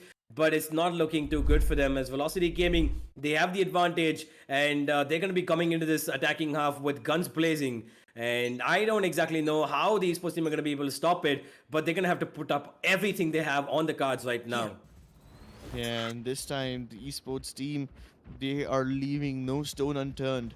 Toxin screen on A, the barrier orb on B. They want to shut down every possible avenue of entry for VLT. But Binks has no remorse. Portal closed. I think Ace has spotted him, and he's going to hold this angle for him. Oh, yeah. Amaterasu also peeks at the same time, and that's going to be the end of the captain of the team. Yoru taken out. Where did the others go? I'm not quite sure where exactly, because just because of that, it's gonna be their defenses split up so thin. Look at the B side, it's empty. It's empty, Crips, and they could just walk in over there because they've got nothing. Only a Cypher who has got no utility to work with. Sammy, he does put down his camera, but that's all it's going to be for now. He's got a tripwire, and he's going to be holding on to it for as long as he can so that he can use it in a different situation. But for the moment, he's not going to be able to use it because MW1 is going to be leading his team to the charge towards A side, and the plant is going to go down. And VLT have the advantage for the moment of man and plant. Yep, timer taken down. Amaterasu just making things awkward as he doesn't let Battler fall back, and Strix gets shut down. Nice flick by Ace over there. Just shuts down to Sammy now. The defender of B side now has to somehow make this retake work.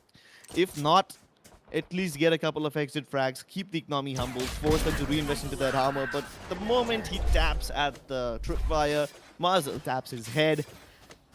And that's Team Velocity winning both the pistol rounds of this game. Yep, they're going to be winning out both pistol rounds, and it is going to be 9th round on the board for them. And they're getting closer and closer to victory over here. Did they win the pistol round in the first half? Yeah, they did. They did win the pistol round. Yeah, and then TET came back with the force buy. Yes, exactly. And that probably wouldn't have been the... I mean, that would have probably been the case even before, the match was restarted. And Velocity Gaming, I mean, it doesn't matter right now because they've got the lead, they've got the advantage, and they've got a lot of room to play with. Comfortably, they're going to be playing on to this. Fox is stuck in a very cheeky corner over here. He might just be able to get one kill. LF pushing up, he hears one, and he's going to get that kill. That duel finally coming in his favor. And now it's going to be the esports team again on the back lines. I mean, it was an eco given.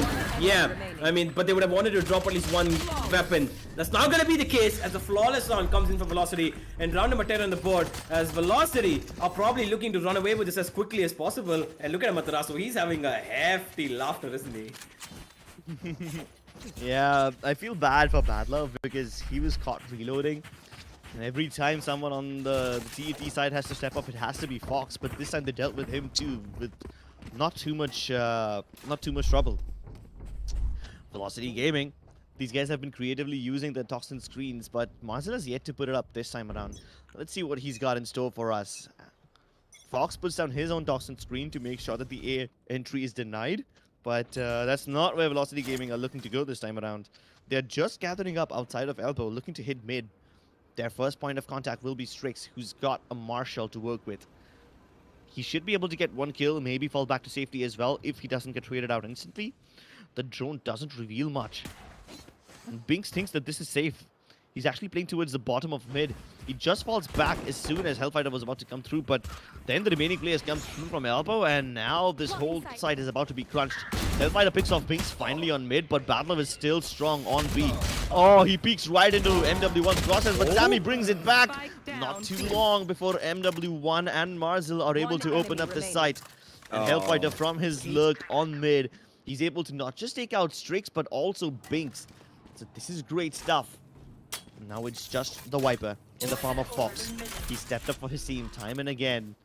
Can he do it once more? Knows exactly where Marzel is. But because of that Toxin screen, everyone on Velocity can now reposition themselves. Hellfighter, Ooh, that was almost close. got taken down over there. The timing on that camera was really unfortunate. No Toxin screen to work with. Hellfighter's pretty low. Single stray bullet through the wall. Should be able to get the better off, but Marzel peaks. Marzel knew exactly what Fox would have been up to. He was trying to kill Hellfighter over there because he was very low on HP. And Marzel takes that timing to heart. Nails that shot. Good stuff by Velocity Gaming as they damage control. Once again, TET are looking to go for a force buy. They don't have a lot of money to work with, but they're going to put in their Guardians, their Bulldogs, their Spectres, whatever that they can afford. For the moment, though, I'm just enjoying this music in the background. I mean, I love listening to this music in Breeze. Yeah. Yeah, I mean, fair enough. For the music right now, though, is for the years of Velocity Gaming, as they are 11-4 up. And they're going to be taking all the way towards the 13th round for them. So they're going to be taking us all the way towards the 13th round, if possible, in the next 2 rounds itself. Because they've got the advantage. Badler, he gets that recon to do so much damage for himself, for his team. But Helef and Amaterasu are going to be chiming in back. And look at this, the Esports team. I think they've already lost this one. 2 versus 4. The Seeker's available. Helef in a very good position. He can spam down Sammy, but he's down to 33 HP. This looks all but done over here, Crips. Okay, unless... But there's a Seeker waiting for him the moment that door opens. The neural theft will reveal their positions, but it doesn't really give them too much to work with. Like, those are positions that you would have expected them to be in normally as well. And Ace rips his head apart as soon as Sammy gets out of that door. Battler with a Guardian gets a flavor of his own, as Ace is able to tap away at him as well. 12-4, and you know what the funny thing is, Universe? In both the maps, Bind and Breeze, Velocity Gaming did not concede a single round on their attacking Second side. half. Yeah, exactly. And that might just be the same over here if the Esports team don't put up another round as fast as they can, because 12-4, this is going to be a much worse performance than the previous map, clearly, because they lost that 13-5. And at the moment, though, Crips, they do not have what it takes in terms of economy at the very least in weaponry, because we can see an Ares on board, we can see 2 Spectres and 2 Guardians, and not a lot of armor or utility work with either. It is desperate times, and it looks like Badlove is going to be answering to that, at least for the first kill. He gets Marzel's head for himself with that Guardian. What more can they do is the question. Velocity Gaming, they're pretty comfortable still, but Binks, okay, on that range with a Spectre? Yeah, pretty sick. Amaterasu has to bring it back. Might be able to line both of them up. Shoot straight down through the wall. Can he get Binks as well? Or will Binks return the favor? Meanwhile, Badlove is tapped away at Hellfighter. And this happened towards mid as well. While Amaterasu was busy fighting with Binks, the other guys picked it up. And with the shabby buy, they're able to win. Spectres and Ares too. I never thought I would see him pick up an Ares, but they're working with it. The Guardian's also delivering. Amaterasu was able to pull off that 1v3 clutch in Bind, but can he pull off this 1v4 in Breeze? Potential of him being offered 1v1s is much higher over here. He 30 might seconds just left. make the cross towards the site. And while that's happening, we have Badlove directly behind him. Easy tap. Oh. And TET keep themselves alive for yet another round.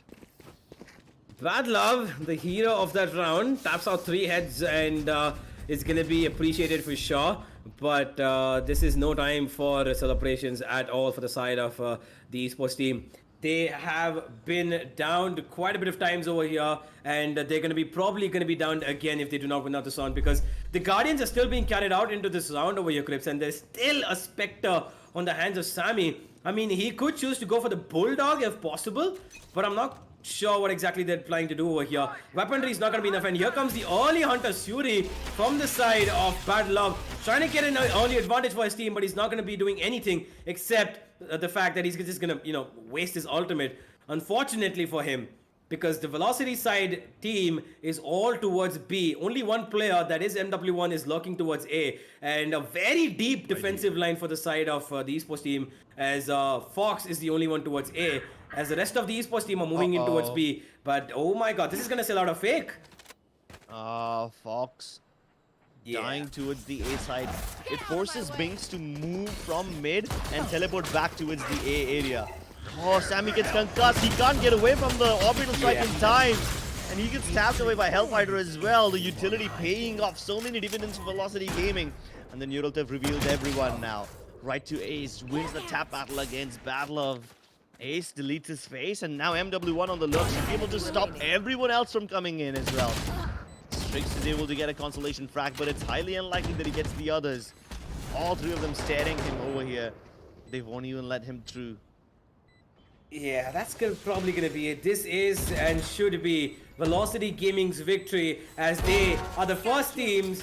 They should be the first team, unless Strix pulls out something out of the... Nah, he's not going to. It's going to be just one, and Marcel is going to take his skill for himself. And it's going to be Velocity Gaming, ladies and gentlemen, moving up in the head in the playoffs, in the upper brackets, as TET get a very, very, realistic sent down towards the lower brackets, as Velocity Gaming are going to be moving up and ahead. They're going to be taking this victory with open arms, and they're going to be making sure that they make the most of it, as they're the first teams to progress in the playoffs in the upper brackets, and they're going to be waiting for the next team to come in towards to face them, because clearly, Crips, these guys are a team which is so formidable. I mean, both these maps, 13-5, 13-5, it doesn't just show domination. It shows consistency. It shows every individual player being able to hold on and perform at the very best level. Because we saw there were so many times where, Marzel was left alone on that B side,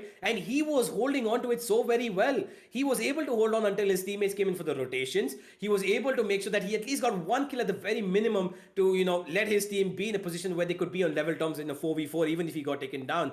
And even on the A side as well, they were just so good with their coordination, and clearly shows how good Velocity Gaming actually is, not just with their individual prowess, but also teamwork, as the rotations are perfect, the communications are working out, and it's just the best of what we would love to see from Velocity Gaming. Yeah, they really played well on this map. It is the best way that they could have played Breeze, possibly. The utility usage was on point. They were using the Tiger and the flashes from Ace to gather information, and if not gather information, at least just sell the fake sometimes.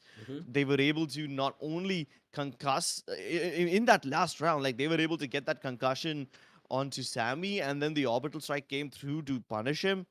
Poor Sammy would have been panicking so hard right then. I mean, can you imagine being slowed down after getting bit by the Tiger? There's an orbital strike coming down at you, and everyone else just pouring lead upon you.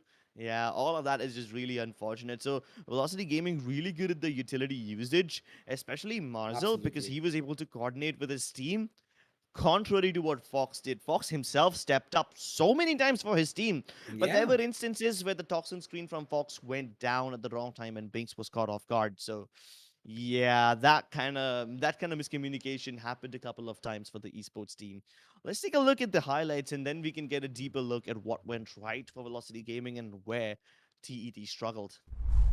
Yep, and to present to you the highlights from LG Ultra Gear, ladies and gentlemen, it is Velocity Gaming who are going to be making good use of every single thing that they got for themselves and from the side of the mistakes that were made from the side of This the was esports funny. team.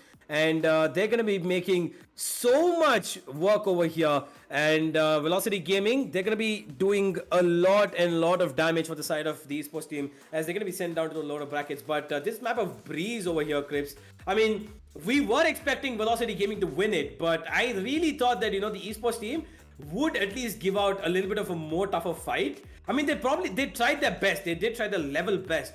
But Velocity Gaming are just too damn good, aren't they? Yeah, Velocity Gaming are just too good. And they were really good at taking this mid control too. Every time it's either MW1 or Amaterasu pushing out towards the mid barriers over there. And they either position themselves towards stack or towards that central courtyard of mid. And with that, they just were able to intercept the rotations from TET almost every time. They either saw them cross or either heard them cross. And Velocity Gaming, because of that mid presence, they were able to get their rotations online on time and they were able to intercept the esports team very often, getting an 8-4 lead in the first half itself.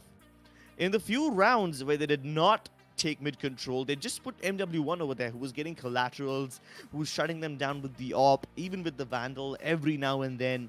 And it's just disgusting how good MW1 is, especially when you just put him in a position where he has to watch only one spot. Of course, he is capable of watching two spots all by himself as well, but you set him up for success like that, and he's going to deliver every time. And so many Exactly. times, I mean, we had Amaterasu and MW1 just taking that mid control, and that made things harder for the esports team on the defensive side. On attack, it was even more difficult because esports team tried to replicate what Velocity did. We had Bing so many times try to fight on mid, try to do what Amaterasu did, but the moment one of his teammates dies elsewhere on the map, he teleports back, and that just forces TET to relinquish their mid control. Yeah, absolutely. I mean, so many times, like you said, Crips, that Amaterasu was pushing up, MW1 was pushing up, or they were pushing up together as a team. And, they were abusing that mid region so many times that I don't even really think there was, as many times that the esports team tried to go towards mid in their attacking half because they knew that they're going to be caught off guard by at least a couple of different angles because there were just so many to look at. There was mid, on behind stack. There was that mid door towards A, and if they went towards stack, there's going to be mid window, the mid door, the nest where they sit, where MW1 could be sitting. Amaterasu could be sitting up close towards stack. It could be anywhere, and as a result of that, they just gave up that mid control. The esports team knew that they cannot contest it over there because they would lose a player at the bare minimum, and they did not want that. But unfortunately, whether they went towards A or whether they went towards B, there were still players who could potentially damage them just as much waiting for them. And in the end, it was Velocity Gaming to win this out in a pretty convincing manner, 13-5. Both the maps, it's going to be Breeze and Bind that went in their favor, and they're going to get this out with a clean 2-0 victory. And they are still unbeaten. Velocity Gaming, are they going to be unbeaten all the way, or are they going to be going to the lower brackets by the hands of another team? It's a question to be yet to be answered by someone who knows who it could be to come in. But hey, it's going to be interesting to see after. If this match was very entertaining for sure. More so for Velocity Gaming fans, I'm pretty sure, because they would have loved this. The esports team, though, they have a lot of work to do, clearly, Crips, because coming back from the lower brackets is going to be a little bit of a difficult issue, right? Because they've had the one chance that they could stay alive for, and that one chance has been taken. Now they need to fight for their life in this tournament. They have to make sure that they do not repeat the mistakes that they did, and they have to make sure that they come up with different strategies this time. Maybe not take up a Yoru this time, Pinks. It wasn't completely against the Yoru, honestly. I mean, he was doing his job really well. Binks was able to set up for his team. He was able to either lurk really well and have his team do all the heavy lifting. And sometimes they were just relying a bit too much on Fox. So I Yeah. wouldn't blame the Yoru pickup. I would just say that Velocity Gaming knew how to counter it. Not the Yoru specifically, Yeah. but they knew how to counter the entire team in general. So Yeah. Velocity Gaming carrying forward that energy into the next game. If you guys want your energy, go ahead and scan that barcode on the bottom of the screen so that you can get your Red Bull cans of your own. Um, but yeah, that's going to be the end of the first match over here, ladies and gentlemen. Velocity Gaming winning against the esports team 2-0. 13-5 scorelines on both the maps. But we've got more exciting games in store for you. Very soon, we're going to be having Global Esports going up against Samurai Esports, and those two are heavyweights. So make sure that you do not miss that game as well. You guys have been watching the LG Ultragear TEC Gauntlet Season 1, powered by WD Black and AMD Ryzen Radeon. Don't go anywhere. I mean, you can go and grab lunch maybe, but we'll be back with the next game soon. So make sure that you tune in on time.